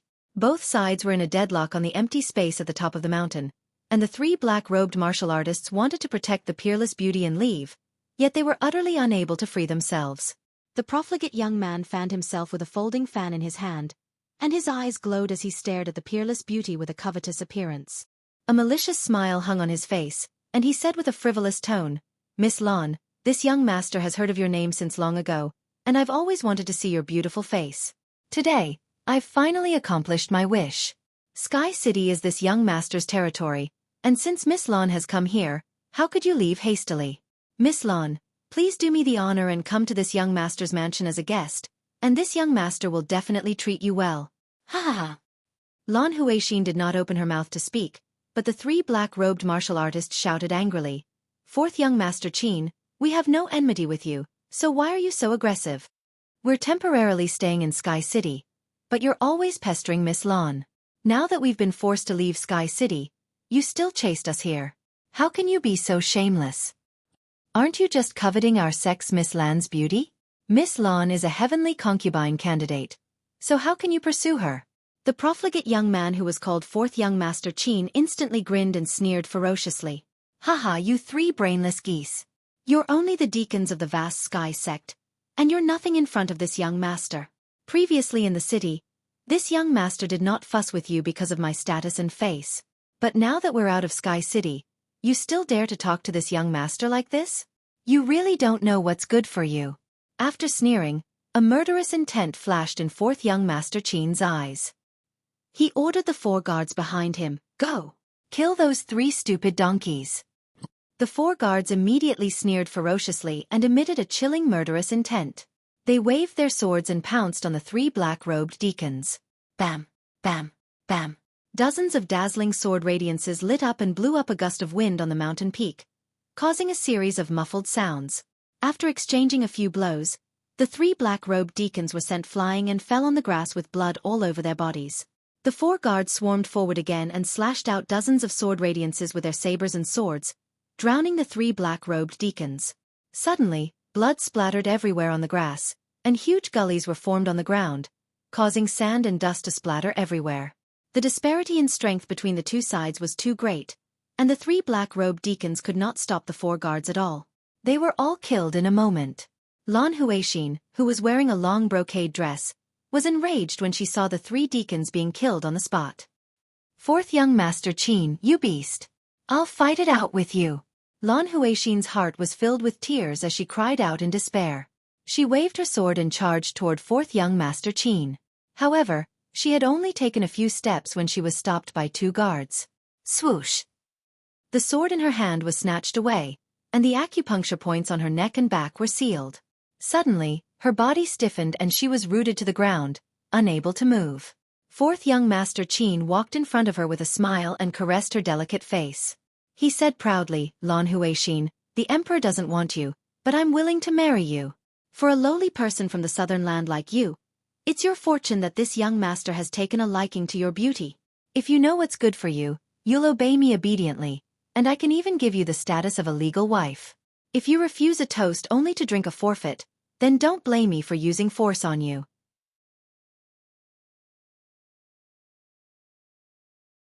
Chapter 555. Lan Huixin stood stiffly on the grass as she looked at the Fourth Young Master Qin in front of her. Her heart was filled with despair. After leaving the imperial court, she wanted to stay in Liantian City for a while to see if she could get close to the emperor. However, she didn't expect the Fourth Young Master Qin to have his eyes on her. The Fourth Young Master Qin was mesmerized by her beauty and harassed her every day and night, trying to get her. She couldn't stand the harassment and could only leave Liantian City quietly with the 3 attendants. However, the Fourth Young Master Qin chased after her and wouldn't stop until he got her. Now that the 3 attendants were killed and she had fallen into the Fourth Young Master Qin's hands, she couldn't resist at all. The Eternal Heaven sect was the #1 sect in the Eternal Heaven region. However, none of her elders could save her. Her identity as the top disciple of the Eternal Heaven sect couldn't intimidate the arrogant Fourth Young Master Qin. Lan Huixin had always thought that with her beauty, she would definitely marry a noble genius like the Son of Heaven. However, she was now in the Fourth Young Master Qin's hands and couldn't do anything.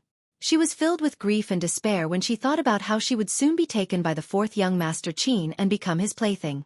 Unfortunately, at this moment, there was no response to her cries. She couldn't even commit suicide. Fourth Young Master Qin, you bastard. Even if I die, I won't let a bastard like you taint my innocence. Lan Huixin glared at the Fourth Young Master Qin. Her eyes were filled with hatred and killing intent. However, the Fourth Young Master Qin wasn't angry. He looked at her with a smile and praised, Tistas, you're indeed a peerless beauty. Even when you're angry, you're still so alluring. As he spoke, he quickly waved his hand and ordered the guards behind him. Hurry up and bring this young master's little beauty back.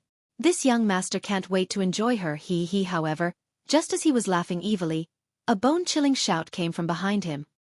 There's actually such a despicable bastard near the Holy Imperial Court in broad daylight and doing such a heinous deed. It was the cold voice of a woman. Her tone was filled with anger and killing intent. Fourth young Master Qin quickly turned his head and looked behind him. With one look, his eyes immediately widened, and a strong sense of amazement surged in his eyes. In the forest at the edge of the open space, a pair of peerlessly beautiful young man and woman were walking out side by side. The woman who spoke was dressed in a long white dress. She was a beautiful woman with a cold and otherworldly temperament. If Lan Huixin was said to be a peerless beauty in the mortal world, then this white-clothed beauty was an immortal in the heavens, an otherworldly fairy. There's actually such a beautiful woman in this world. Fourth young Master Qin was stunned. His eyes widened as he couldn't help but exclaim in admiration. Without a doubt, the young man and woman with noble bearings were Ji Tianqing and Yun Yao. The two of them stepped across the grass and walked towards the center of the field with cold expressions. Ji Tianqing glanced coldly at fourth young Master Qin, and it instantly scared fourth young Master Qin to the point his body trembled, and a chill ran down his back. However, Ji Tianqing ignored him and turned to look at the four guards who were stunned on the spot and didn't know what to do. Those who kill will be killed. As soon as he finished speaking, he raised his left hand with an indifferent expression, and a golden spirit light gushed out from his palm. Swish, swish, swish, swish, swish, swish. He seemed to casually wave his hand, and four enormous golden sword lights shot towards the four guards with a bang. The auras of the four guards were locked onto by the 5-meter-long sword lights, and they instantly felt a chill run down their bodies as if they felt the arrival of death. Their faces were filled with fear as they subconsciously used their light body movement techniques to retreat as fast as lightning. However, the four golden sword lights were like flowing lights that instantly streaked across the sky and fiercely pierced them. Bang, bang, bang. The four guards at the 7th and 8th level of the Origin Core stage didn't have the chance to dodge or block at all, and they were penetrated by the golden sword lights on the spot. Their bodies exploded with a bang, and blood splattered all over the sky and splattered onto the grass. In just a short span of a breath, the four ferocious guards were instantly killed just like that and turned into pieces that scattered all over the ground. On the other hand, Ji Tianqing didn't even blink. His expression was indifferent, and his movements were casual as if he was swatting a few mosquitoes to death. Seeing this scene, the fourth young Master Qin's eyes widened on the spot, and his face was filled with terror. His body stiffened on the spot, and his back quietly broke out in cold sweat.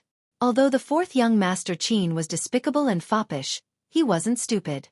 He immediately realized that the white-robed young man who was like a god of death must be a Sky Origin stage powerhouse. His four guards were instantly killed by the white-robed young man, and he absolutely wouldn't be able to block a single move from the white-robed young man, not even a single finger of the white-robed young man. When he thought of this, his heart clenched tightly, and he hurriedly racked his brains to think of a countermeasure. At this moment, Ji Tianqing looked at him with an indifferent gaze. The fourth young Master Qin was instantly frightened, and without waiting for him to speak, he shouted angrily, "Kid, do you know who I am? I'm the son of the Liantian city governor, the fourth young master of the Qin clan. If you dare to lay your hands on me, my father will not let you off." The fourth young Master Qin was smart because he had always been tyrannical and oppressive in Liantian city. He would never go to other places to stir up trouble. Every time he met a troublesome person, he would immediately announce his identity and use the name of his father, the Liantian city governor. In this way, most people were afraid of the Liantian city governor's identity, and wouldn't make things difficult for him.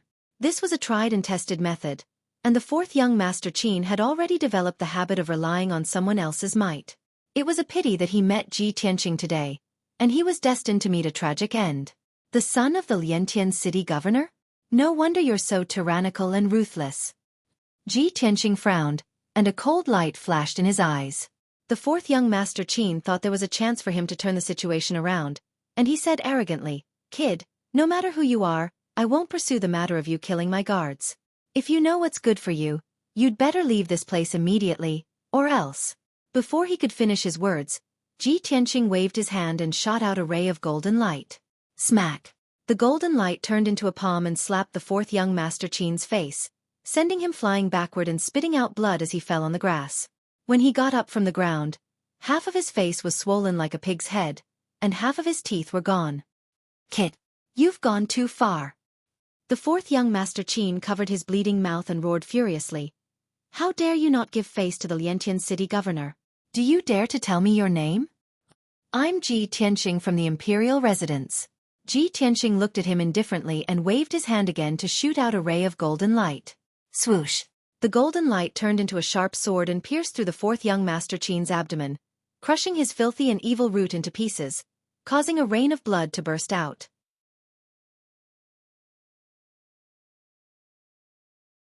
Chapter 556. Ah! You damn bastard! How dare you cut off my bloodline? The fourth young Master Qin was lying on the ground, rolling on the ground in pain as he let out a heart-wrenching scream. However, no matter how miserable he screamed, Ji Tianxing, Yun Yao, and Lan Huixin wouldn't pity him at all. Ji Tianxing glanced at him indifferently and shouted coldly, "Get lost!" The fourth young Master Qin didn't dare to stay any longer.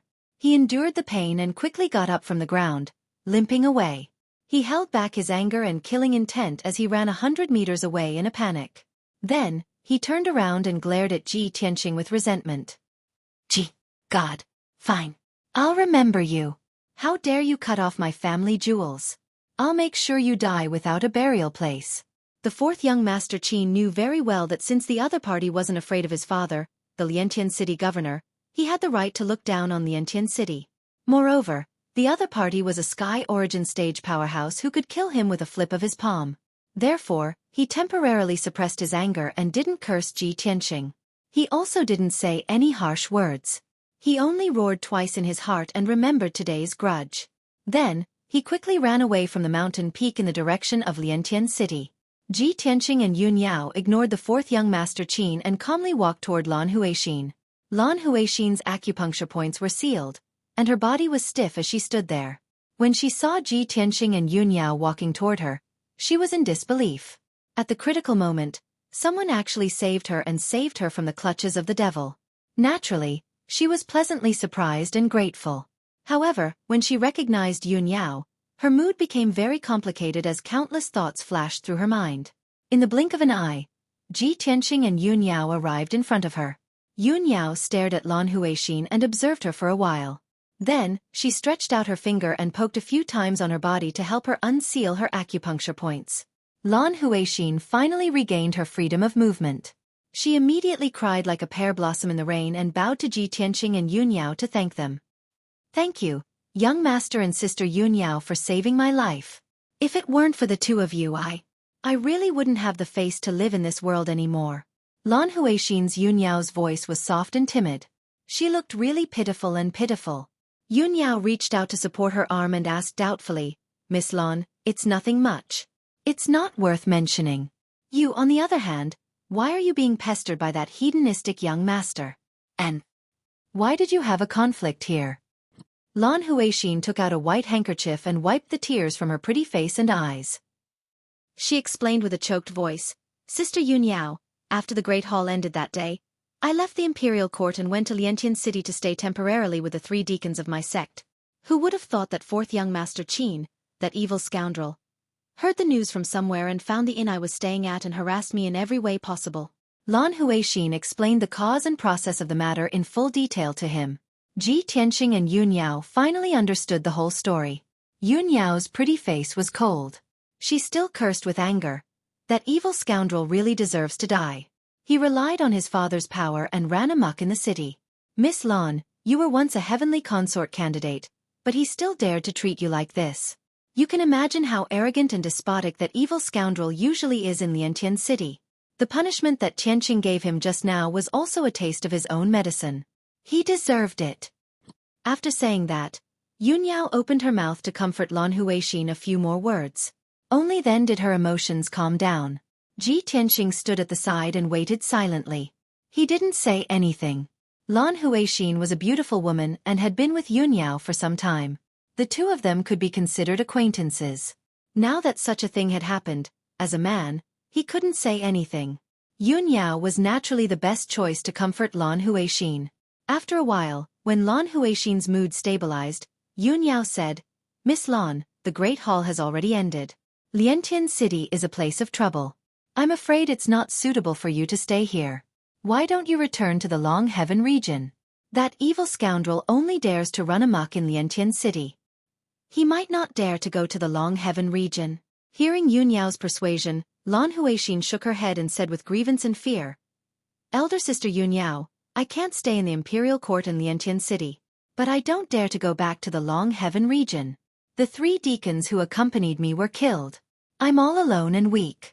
If I want to go back to the Long Heaven region from the central region, I'm afraid I'll enter the tiger's den after leaving the dragon's den." Yun Yao was silent and couldn't continue to persuade her. Of course, she understood the principle of femme fatale and had a deep understanding of it. After the emperor's concubine selection, Lan Huixin's name would definitely spread throughout the central region and the southern region. For such a delicate and weak beauty like her, it would be as difficult as ascending to the heavens if she wanted to return to the Long Heaven region alone. There were countless people with evil intentions who wanted to do dirty things to her. If she really left alone, she would be kidnapped by evil people before she could leave the central region. Seeing that Yun Yao was silent, Lan Huixin continued, "Elder sister Yun, our Long Heaven region is quite poor and backward among the 9 regions. Before I came to participate in the emperor's concubine selection, the region lord and the elders of my sect had high hopes for me and asked me to become a heavenly concubine. Only when I become a heavenly concubine can the Long Heaven region get the support of the emperor and the imperial court and prosper. So, before I came to the central region, the region lord and the elders of my sect forced me to train day and night for several months just to win the favor of the emperor. Now that I failed to complete the task, I don't have the face to return to the Long Heaven region, and I don't dare to go back to face the region lord and the elders of my sect. I don't know how they will punish me." Lan Huixin's tone was very gloomy and full of fear and anxiety, which made people sympathize with her. Yun Yao deeply sympathized with her words and could understand her mood. She couldn't help but nod and say, "When I was in the heavenly stellar region, the sect masters of the various sects also treated me like that. They were eager for me to become a heavenly concubine and bring prosperity to the heavenly stellar region. Those people sacrificed the happiness of others for their own selfish interests. They are really abominable." Lan Huixin nodded, but then shook her head and said with a miserable expression, "Yes, those people are indeed abominable. But I'm different from you, elder sister Yun. You were born in a noble and ancient family. Even if you don't become a heavenly concubine, you're still the Yun family's legitimate daughter, the princess of the monarch mansion, a first-class noble figure in the continent. But I'm as lowly as a weed on the side of the road. Even a young master of the city lord's family can bully me at will." Speaking of the sad part, Lan Huixin couldn't help but burst into tears and was heartbroken. Yun Yao was a bit emotional, but there was nothing she could do. Everyone had their own fate. Who could change it? Lan Huixin pinched her sleeves and hesitated for a while. Then she mustered her courage and said, "Elder sister Yun, there's no place for me in the central region now. Although the Long Heaven region is my sect and hometown, I can't return to my home."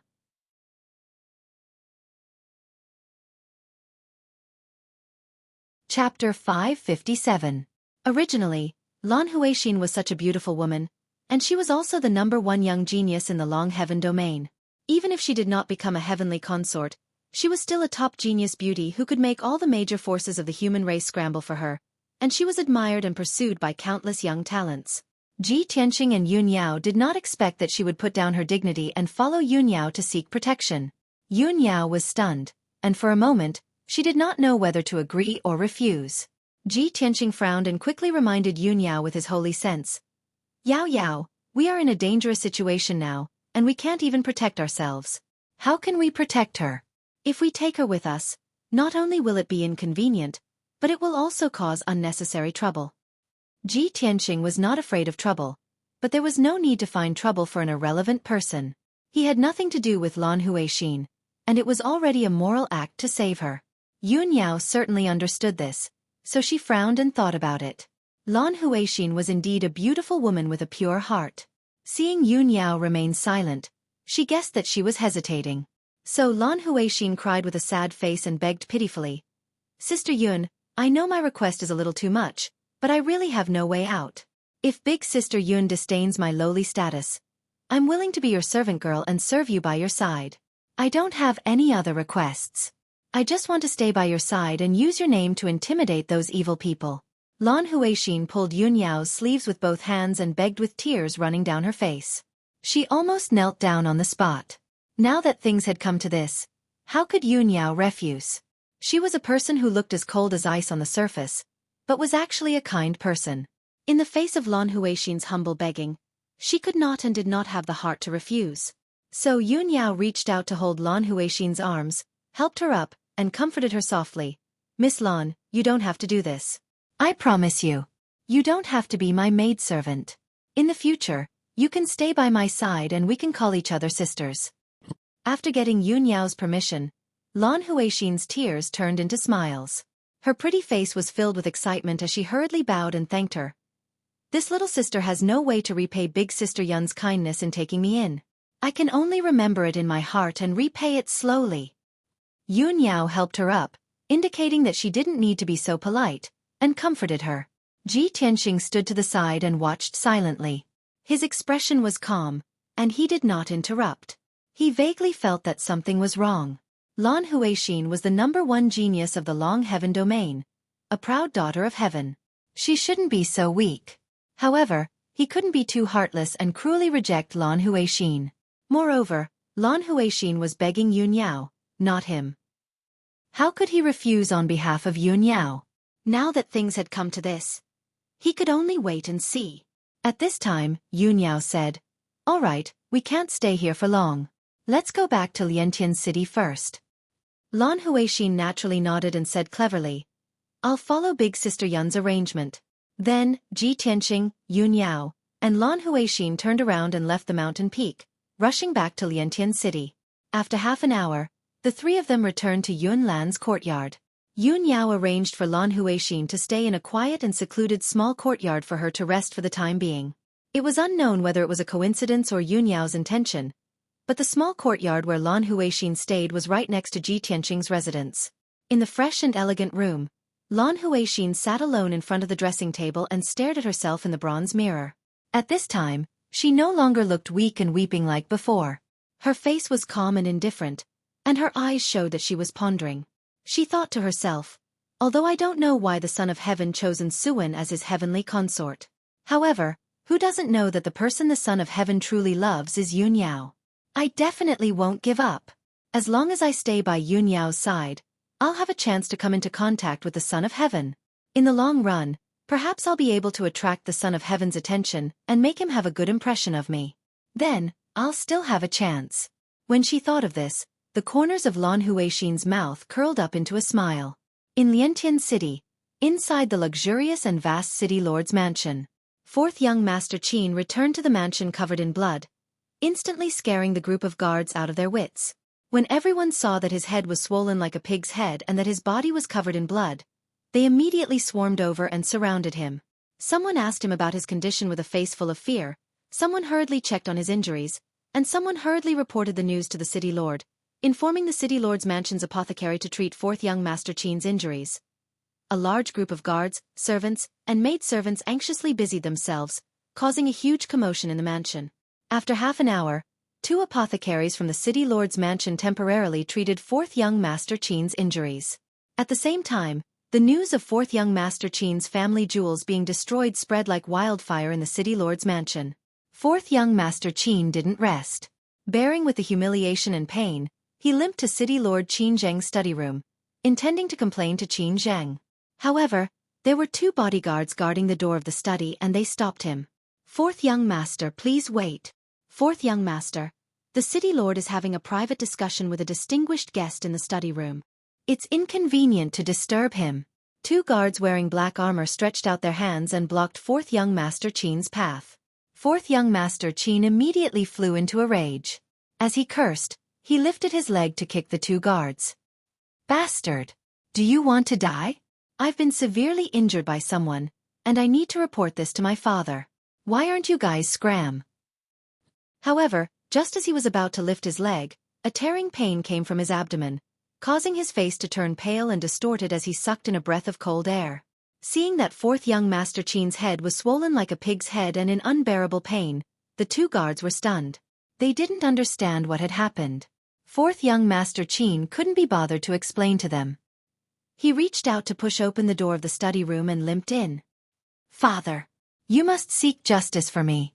Just now, an adulterous couple humiliated me and severely injured me. They even destroyed my family jewels."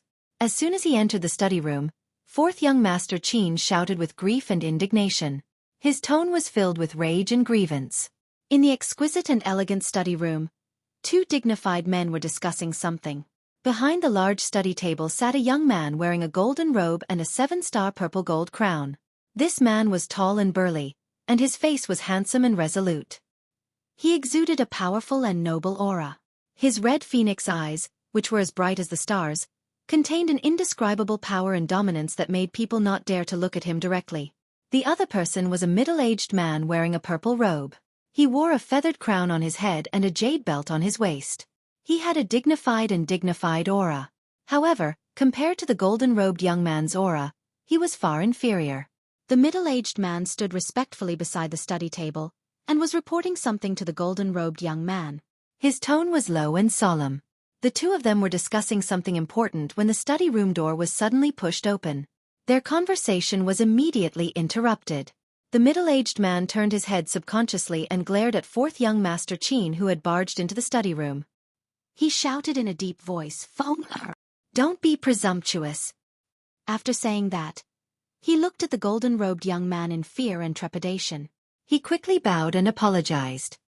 "Third Prince, my son is ignorant and didn't mean to offend you. Please be magnanimous." The golden-robed young man raised his eyebrows but didn't show any anger. He glanced at fourth young Master Qin indifferently and looked back at the letter in his hand. The middle-aged man secretly heaved a sigh of relief and quickly scolded fourth young Master Qin in a deep voice. "Feng Er, what are you waiting for? Come and greet His Highness the Third Prince."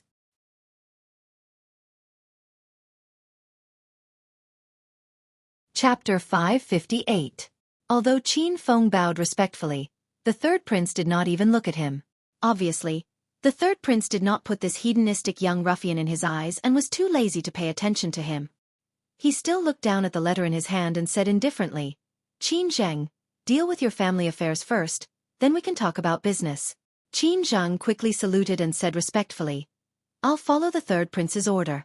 After saying that, he turned to look at Qin Feng and asked with a dignified expression, "Feng Er, what happened? Who was so arrogant and dared to attack you in Liantian City and beat you up like this?"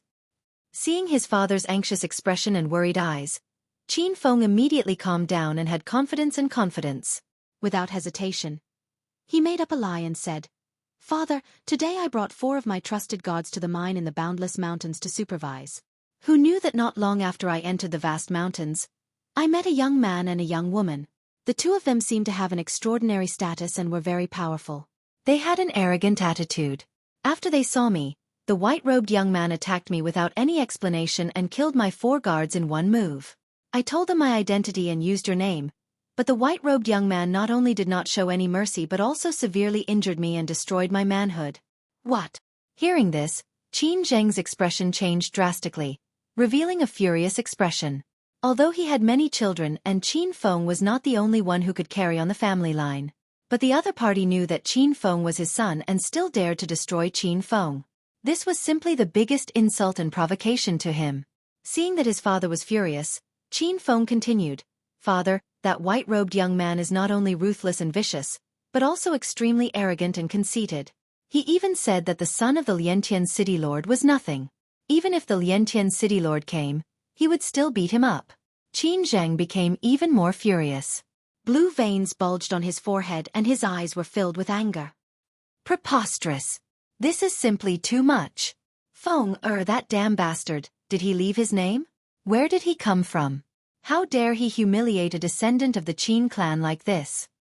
Qin Feng thinks for a while and says with a frown, "Father, that white-robed young man reported his name and said he came from the monarch mansion. I think his name is Ji Tianxing." "The monarch mansion?" Qin Zheng's body shook, and his expression froze. His expression changed rapidly. He was filled with anger and killing intent, but he was scared into silence by the words monarch mansion.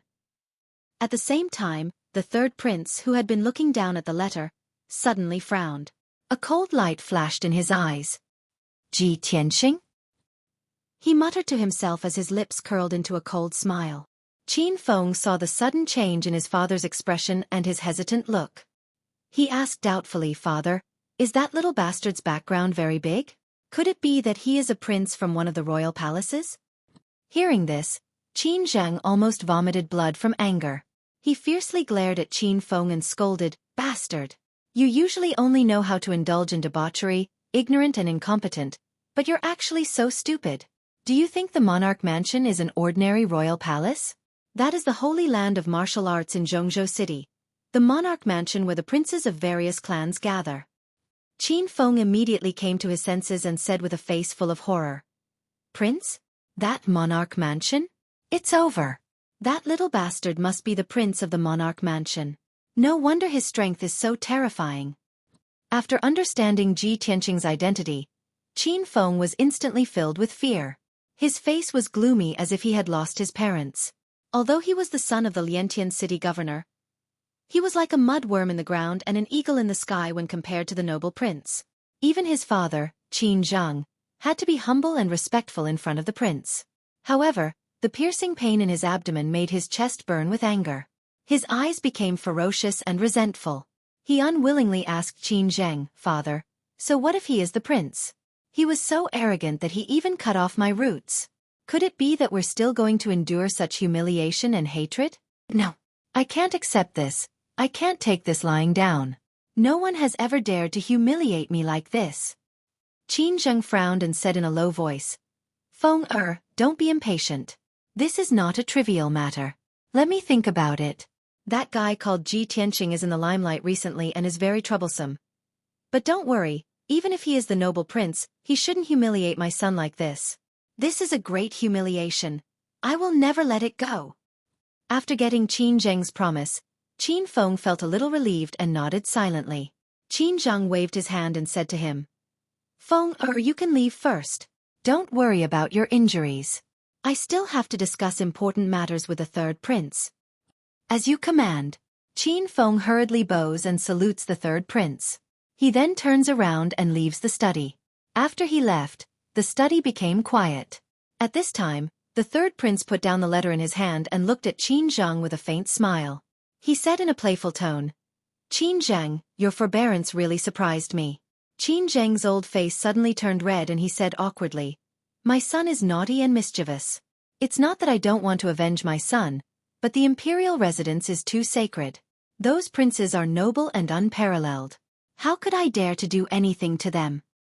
The third prince frowned and said in a cold voice, "Ji Tianqing, that boy, can't represent the imperial residence. This boy comes from the southern Tianshan region and is just a lowly commoner. He has just entered the imperial residence and has no background or foundation. If he is in Zhongzhou City, he can act like a tyrant with the name of the imperial residence. But this is Liantian City, under the foot of my clan's imperial court. It is your territory. How can you allow him to be so arrogant?" Hearing the third prince's words, Qin Zheng's heart skipped a beat. He understood what the third prince meant. He thought to himself, "That's right.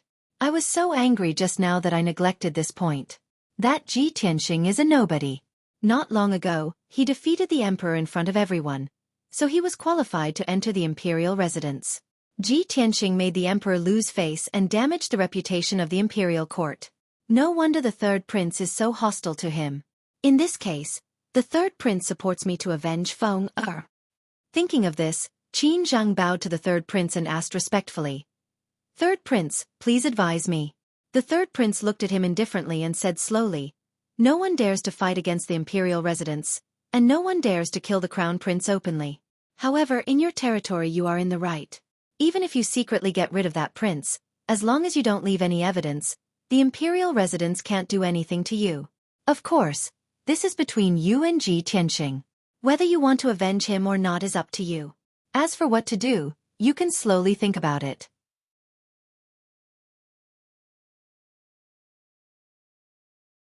Chapter 559.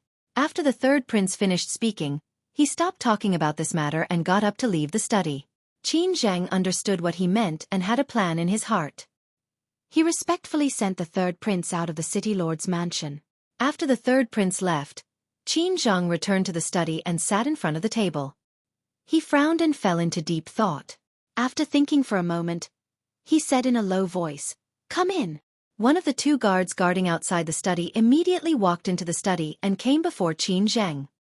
He cupped his hands and bowed, "So, City Lord, please give your orders." Qin Zhang ordered in a dignified voice. Immediately send someone to investigate Ji Tianqing's whereabouts. Find out where he is as soon as possible. Yes, sir. The god did not say much. He quickly turned and walked out of the study to carry out the order. Only Qin Zhang was left in the study, and it suddenly became silent. He frowned and his eyes flashed with cold killing intent. He muttered to himself, he's just a commoner without an aristocratic background. So what if he entered the emperor's mansion? Does he really think that after becoming the emperor, he is unparalleled and no one dares to offend him? This person dares to offend the emperor and the imperial court. He really doesn't know what's good for him. Since the third prince ordered me to act, I must get rid of this guy. At that time, not only can I avenge Feng Er, but I can also ask for credit from the third prince and the imperial court. My status will definitely rise by a lot. As long as I do it well and the imperial court protects me, even the emperor's mansion can't do anything to me. Humph. Speaking of this, Qin Zhang coldly snorted and secretly clenched his fists. Half a day passed quickly. Under the dark night, Qin Zhang sat in the dimly lit study and quietly waited for news. After a while, a guard in black armor entered the study and came in front of him. He bowed and reporting to the city lord, I have the results of the investigation. Qin Zhang raised his eyebrows and quickly said, What's the situation? Speak quickly. The black-armored guard said in a low voice, reporting to the city lord, that kid is still in the city. He is living in the Yunlan courtyard. Yunlan courtyard? Qin Zhang frowned and said in a serious tone, that is the property of Yunling Palace. The Yunlan courtyard must be guarded by a large number of experts. I didn't expect that kid to be related to the Yun family and hide in the Misty Cloud courtyard. Qin Zhang's expression was somewhat gloomy as he ordered in a deep voice. Keep an eye on the Misty Cloud courtyard day and night. You must keep a close eye on that brat. I don't believe that he'll continue to hide in the Misty Cloud courtyard. As long as he dares to leave that courtyard, I'll turn him into ashes. The black-armored guard immediately cupped his fists and bowed. Then, he turned around to leave. But at this moment, another black-armored guard strode into the study and quickly walked in front of Qin Zhang. He respectfully reporting to the city lord, that kid just left the Misty Cloud courtyard. Suddenly hearing this news, Qin Zhang was startled and a cold smile appeared on his face. Humph! This damned bastard. How could he be so arrogant and confident? Since he has personally delivered such an excellent opportunity to me, how can I let him go? After sneering, Qin Zhang immediately ordered, immediately notify the few revered elders of the revered hall and have them begin to act immediately. Tonight, I want to see Ji Tianqing's head. The two black-armored guards cupped their fists and accepted the order. They immediately left the study to pass on the order. Qin Zhang stared at the dark night outside the window and sneered with resentment. Humph, even if that kid is a genius prince, he's definitely not a match for a few Sky Origin Realm revered elders. After tonight, I'll have a meteoric rise and become the third prince's trusted aide. As he spoke, his eyes revealed a strong sense of expectation. In Liantian City, under the dark night, the streetlights were sparse. The bustling street during the day had now fallen into a cold and silent state. The entire Liantian City was in a deep sleep, quiet and serene.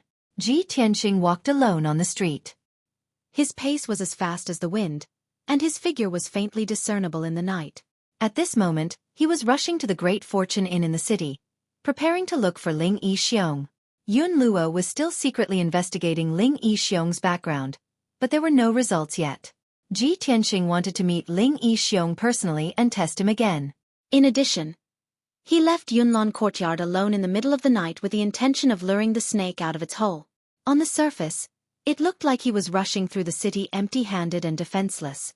However, in reality, Ji Tianqing secretly released his spiritual sense to cover an area of 300 meters around him, monitoring the movements in the dark at all times. After a quarter of an hour, he was passing by a dark blue stone road. On both sides of the road were lush forests, filled with towering trees. In the depths of the forest, a few simple and unadorned houses could be faintly seen. If it was during the day, the houses on both sides of the road could be called a quiet and secluded place. However, in this dark night, the surroundings of the road were dark and deathly silent, appearing somewhat eerie and terrifying. Ji Tianqing was shuttling through the dark night when he suddenly stopped and stood in the middle of the blue stone road. He looked at the dark knight in front of him and shouted with an expressionless face. "Since you followed me here, why don't you show yourself?" His cold voice echoed in the night, containing a hint of contempt and mockery. However, the surroundings were quiet, and not a single figure appeared within 1,000 meters. Ji Tianqing frowned, the corners of his mouth curling into a sneer as he said, "Cowardly scoundrel, don't you find it suffocating to hide underground?" As soon as his voice fell, he suddenly raised his right foot, channeled all of his power, and fiercely stomped on the ground. Bang! In the midst of a dull and loud noise, a majestic and mighty force fiercely blasted into the ground. The flat ground within 100 meters suddenly swelled like a wave, emitting a dull rumbling sound. The flat and sturdy bluestone road was also shaken to the point that it twisted and folded, splitting into a dozen or so wide gullies. In the next moment, several figures dressed in black flew out from the cracks in the ground and landed around Ji Tianqing with a swish. Ji Tianqing scanned the area with his spiritual sense and saw that there were 5 assassins in black. They were scattered in all directions and had surrounded him. The 5 assassins in black were all different in body shape and temperament. There were old and young, male and female. However, they all had one thing in common, which was that they were all at the first level of Sky Origin stage. 2 of the stronger ones were a tall and sturdy man and a skinny woman. They were both at the second level of Sky Origin stage. Ji Tianqing was surrounded by the 5 Sky Origin stage cultivators, but he didn't change his expression at all. He was still calm and composed. He even looked around and glanced at the 5 Sky Origin stage cultivators, the corners of his mouth curled up into a sneer. "Hee, your master is really looking down on me. How dare trash like you try to assassinate me?"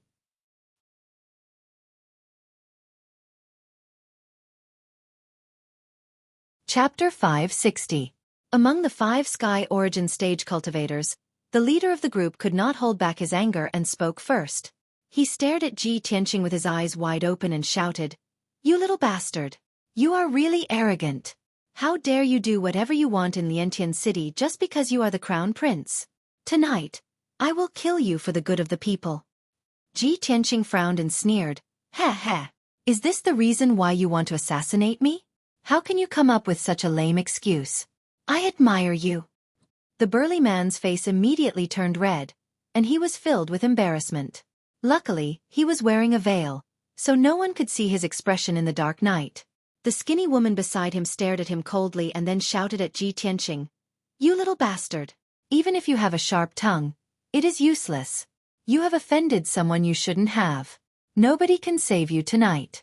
You are going to die." Ji Tianqing frowned slightly. He thought to himself doubtfully, "The 2 assassins who tried to assassinate me and Ling Yichuan were both in the 3rd and 4th layer of Sky Origin stage. Tonight, the 5 assassins who came to kill me were much weaker than before. It seems that these 2 groups of assassins are not from the same force. Otherwise they are too stupid." Thinking of this, he vaguely had an answer. He stared at the skinny woman and sneered, "If you can kill with your mouth, you are indeed powerful. However, if this is all the Liantian city governor's lackey can do, it is too disappointing." The assassins in black were all shocked. There was a subtle change in their eyes. Although they did not say anything, Ji Tianqing could feel that something was wrong with them. He knew that his test had worked. At this moment, the skinny woman frowned and shouted angrily, "What Liantian city governor? I don't know what you are talking about. Cut the crap and hand over your life."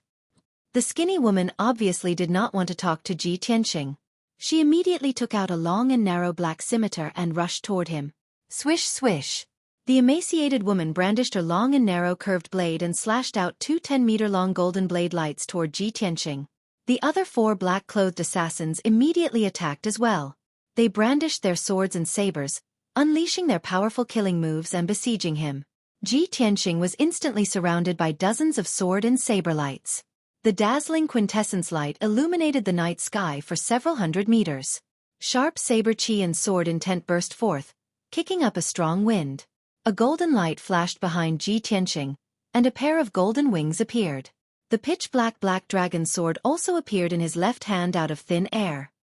He condensed his majestic true essence into a celestial dipper shield to protect himself. 9 heavens dragon soars.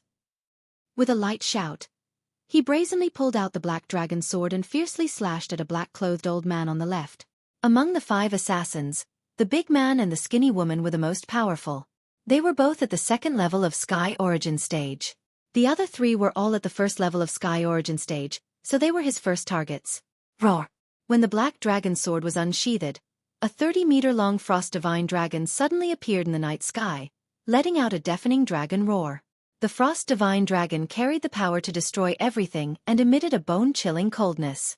It bared its fangs and brandished its claws, tearing apart the night sky. It shattered several saber lights and sword lights, and then slashed at the black-clothed old man. Boom! With a muffled sound, blood spurted out and pieces of flesh flew everywhere. The black-clothed old man at the first level of Sky Origin stage was smashed into pieces by the Frost Divine Dragon. He hadn't said a word since he showed up. He didn't even have the time to scream before he was smashed into pieces of flesh and blood on the ground. He was probably the most tragic Sky Origin stage cultivator in history. After the Frost Divine Dragon killed the black-clothed old man, it created a 10-meter-wide crater on the ground. Dust flew up into the air, and then it slowly dissipated. The other four assassins saw how the black-clothed old man was killed within seconds. They were all shocked, and their eyes were wide open in horror.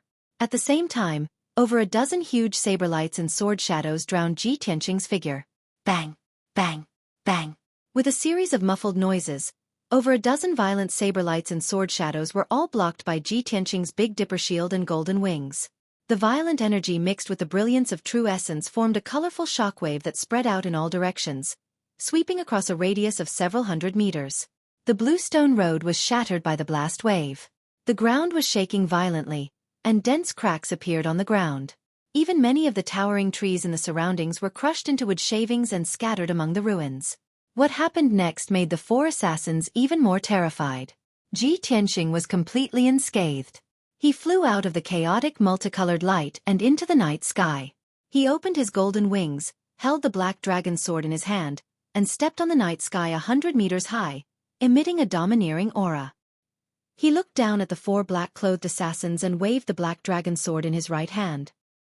He slashed out an earth-shattering sword aura towards the burly man and the skinny woman. Water split.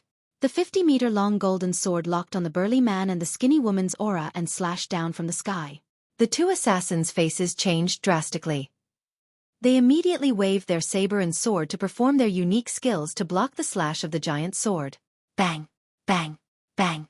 The saber lights and sword shadows collided with the giant golden sword, creating a series of loud noises, shaking the sky and the earth.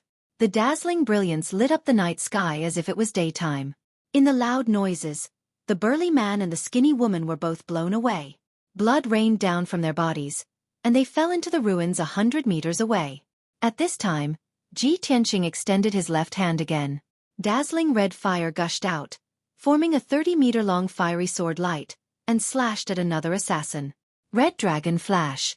The fire around the huge flaming sword condensed into a red flaming dragon. It burst out a violent power and hit the first-level Sky Origin stage assassin in black within a second. Boom! With a deafening explosion, the black-clothed assassin's true essence shield was shattered. His entire body was smashed into pieces under the attack of the red dragon. Even the pieces of his body had been burned into pitch-black charcoal by the crimson flames and scattered among the ruins. Another Sky Origin stage cultivator was killed by Ji Tianqing within seconds. In a blink of an eye, 2 of the 5 assassins were killed, and the other 2 were severely wounded. The last level 1 Sky Origin stage assassin was scared out of his wits. He hurriedly turned around and ran away. Ji Tianqing stepped on the night sky, coldly staring at the assassin's back. He sneered, "Since you are here, you have to stay."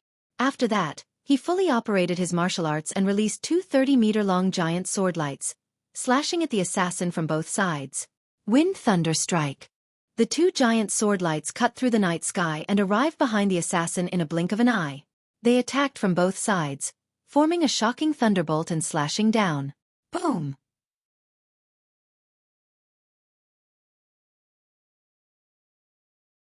Chapter 561.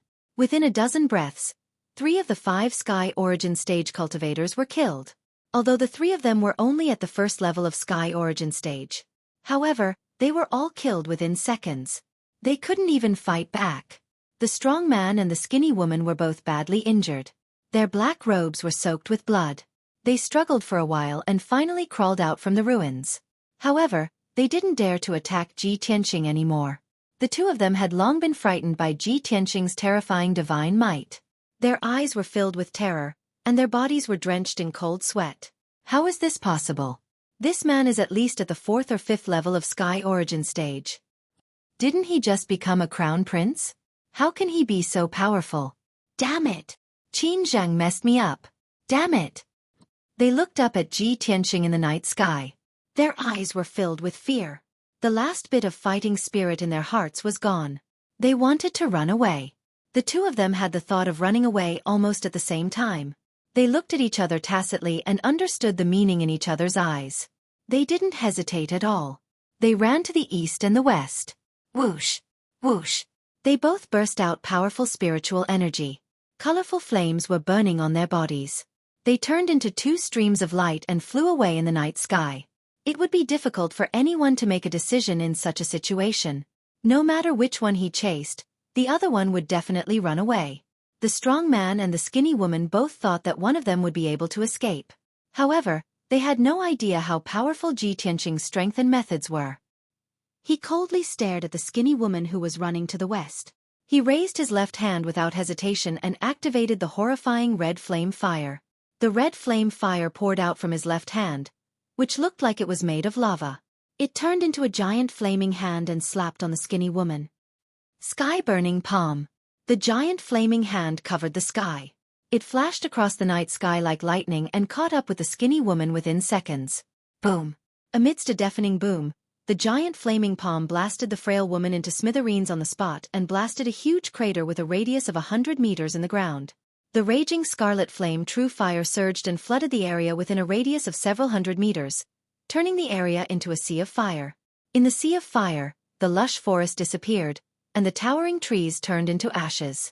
As for the fragments of the emaciated woman's corpse, they were naturally burned to ashes by the scarlet flame true fire.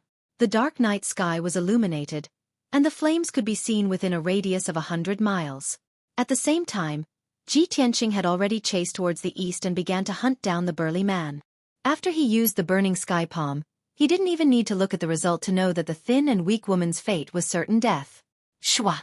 Ji Tianqing cut through the night sky as fast as lightning, and caught up with the burly man in just a few breaths. Scarlet Dragon Flash. He shouted in a cold tone and waved his hand to release a 10-meter-long flaming sword light toward the burly man. The scarlet flame lingering on the sword light turned into a flame divine dragon. It instantly crossed the night sky 100 meters away and fiercely blasted the burly man. Bang! With a dull loud sound, the burly man's true essence shield was smashed into pieces. His whole body was also thrown out and fell forward powerlessly. One of his arms was cut off by the sword light, and a bowl-sized hole was pierced through his chest and abdomen.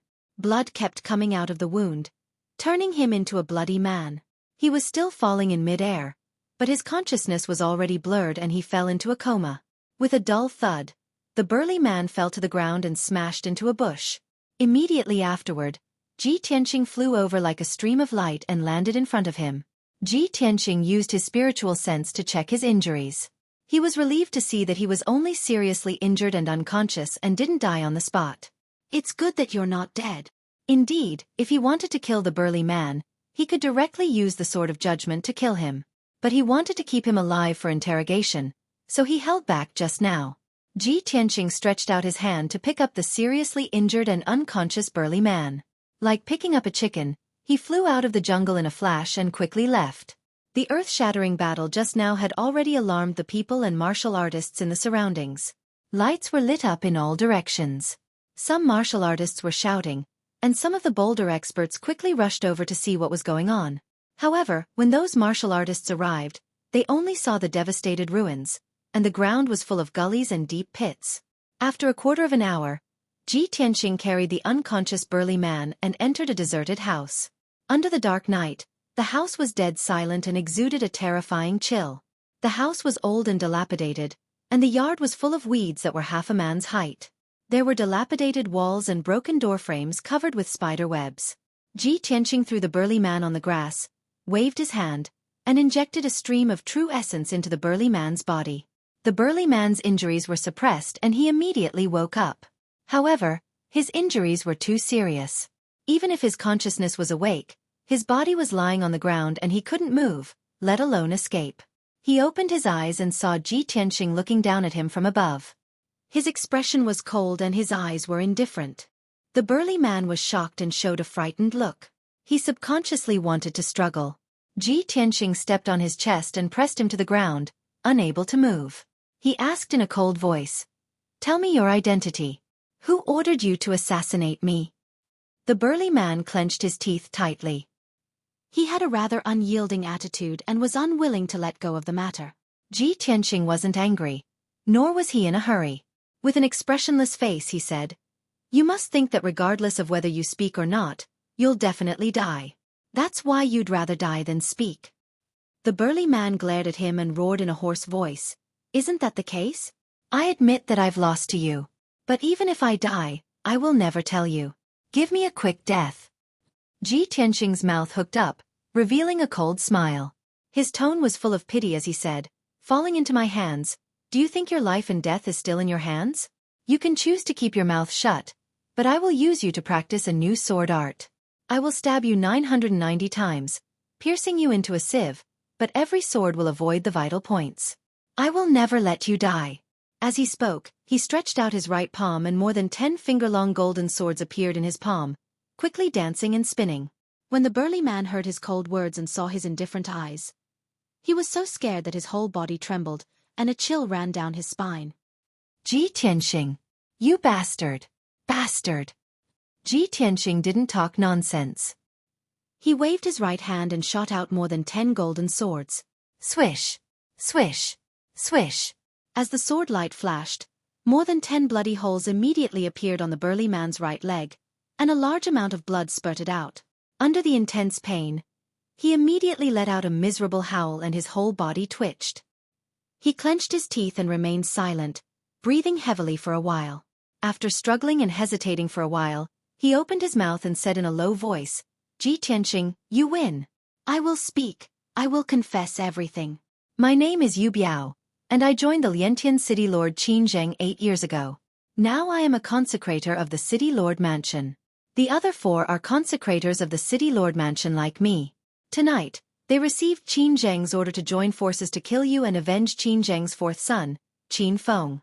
Yu Biao couldn't bear the pressure and finally confessed the truth.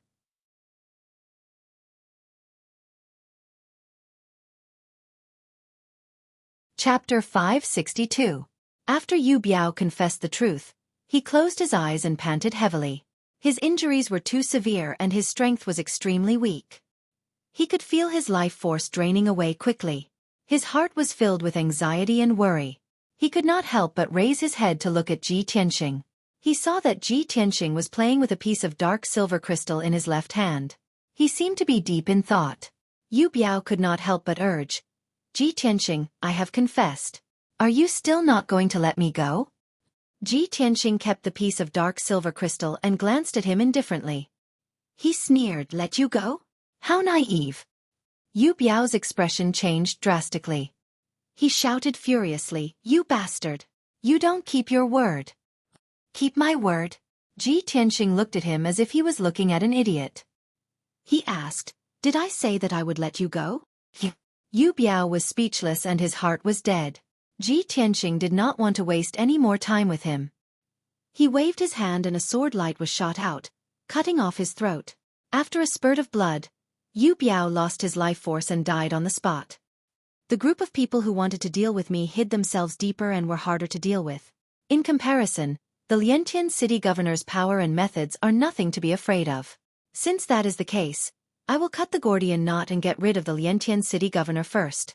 Then, I will focus on dealing with the other group of people. Ji Tianxing thought to himself. He turned around and left the abandoned house, disappearing into the night. After he had crippled Qin Feng, he had expected that the Liantian city governor would take revenge. Therefore, he had asked Yun Yao about the Liantian city governor's situation. According to what Yun Yao knew, the Liantian city governor, Qin Zheng, was mediocre. He was only at the 4th level of Sky Origin stage among all the castellans in the Central Plains. However, he was loyal to the imperial court. He was good at flattering people. He was only able to secure his position as the Liantian city governor because he had the support of one of the princes. The mayor's mansion was heavily guarded. Not only were there many Sky Origin Great Formations, there were also nearly 10 Sky Origin stage cultivators guarding the mansion. In addition, there were over 1,000 guards in the city lord's mansion. Among them, there were dozens of Yuan Dan experts. It was precisely because Ji Tianqing understood the situation that he wanted to kill his way into the city lord's mansion alone and settle this matter once and for all. Half an hour later, Ji Tianqing arrived outside the city lord's mansion. He did not approach the main gate of the city lord's mansion. Instead, he appeared in the dark forest beside the city lord's mansion. He stood in the dark forest. His figure blended into the night, and his aura became hidden and obscure. 10 meters in front of him was the wall of the city lord's mansion. The wall made of pitch-black boulders was over 6 meters tall and extremely sturdy. An invisible defensive array enveloped the tall walls of the courtyard. If Ji Tianqing wanted to sneak into the Castellan mansion, he would have to break the invisible Tianyuan Grand Array. He stood quietly in the woods, using his spiritual sense to secretly probe the formation, looking for flaws and ways to break it. Time passed by quietly. 2 hours quickly passed. Finally, Ji Tianqing found a flaw in the formation. He waved his hand and shot out rays of true essence brilliance, beginning to crack the defensive array. His movements were neither fast nor slow, and he was very careful. He did not make any noise, nor did he agitate any intense true essence fluctuations. He spent another 2 hours before he managed to crack a crack in the formation. Swoosh! With a flash of light, Ji Tianqing passed through the crack in the formation and quietly entered the city lord's mansion. It was the middle of the night. The city lord's mansion was dimly lit. Most people were either sleeping or cultivating. Team after team of black armored guards patrolled the mansion according to a fixed schedule and route. Ji Tianqing released his spiritual sense, quietly covering a range of 200 to 300 meters to investigate the situation. Spiritual sense was like an invisible eye. Not only could it see the surrounding situation clearly, but it could also investigate the movements underground. In the night, spiritual sense was far more useful than the eyes. Ji Tianqing used his spiritual sense to investigate the situation in the surroundings, and avoided all the overt and covert sentries and patrolling guards in advance. Not long after, he entered the depths of the city lord's mansion and walked into the palace that the city lord, Qin Zhang, lived in. When he found Qin Zhang was pacing back and forth in the study. Qin Zhang had a serious expression and worry hung between his brows. 2 black armored guards guarded the door to the study, and their auras were icy cold and murderous. Ji Tianqing silently arrived outside the study and attacked without the slightest hesitation, executing a lightning-like attack to brazenly attack the 2 guards. Whoosh whoosh! He waved his hand and struck out 2 golden sword lights that were swift like lightning, shooting towards the throats of the 2 guards.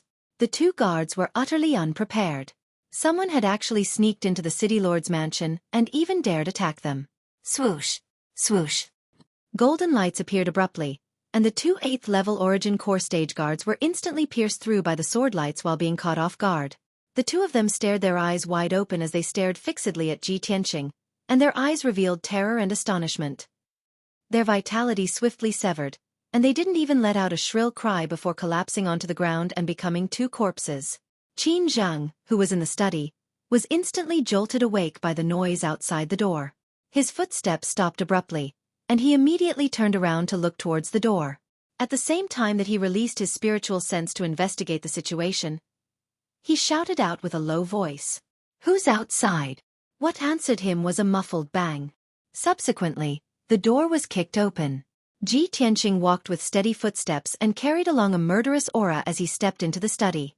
Qin Zhang's face instantly went grim, and his eyes glared angrily at Ji Tianqing as the aura on his entire body became icy cold. "Who are you?" Ji Tianqing walked into the study and stood still. Then he looked at Qin Zhang with a sneer on his face and said with a ridiculing tone, "Didn't you want to kill me to take revenge for Qin Feng? How could you not recognize me?"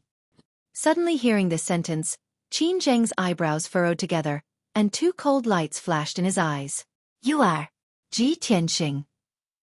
Qin Zhang's tone was filled with disbelief, and a trace of murderous intent surged out from his eyes. "Are you surprised?" Ji Tianqing raised his eyebrows, and the true essence in his body invisibly converged, brewing a violent and terrifying power. Qin Zhang quickly suppressed the shock in his heart, and his eyes stared fixedly at Chu Li as he asked in a low voice. So, the plan of the 5 consecrators under my command failed? Ji Tianqing said indifferently, that's right, they were all killed by Meve. That's impossible. Qin Zheng's eyes suddenly widened in anger, revealing a look of deep shock. Even if you're stronger than them, it's impossible for you to block the joint assassination of 5 people. Whether I can or not, you'll know soon enough. After saying this, Ji Tianqing didn't waste any more words with him, and used all of his power to activate a flaming sword light, and fiercely attacked him. Red Dragon Flash. The flaming sword light that was 10 meters long appeared out of nowhere, almost filling up the study, and instantly drowning Qin Zheng's figure. Boom! In the deafening loud noise, monstrous flames burst out, and the whole study was smashed into pieces. Endless flames and debris mixed together, bursting out in all directions. You're tuning in to the Xueqi's Martial Arts Saga YouTube channel. Don't forget to subscribe and join us on this journey to catch the most captivating stories.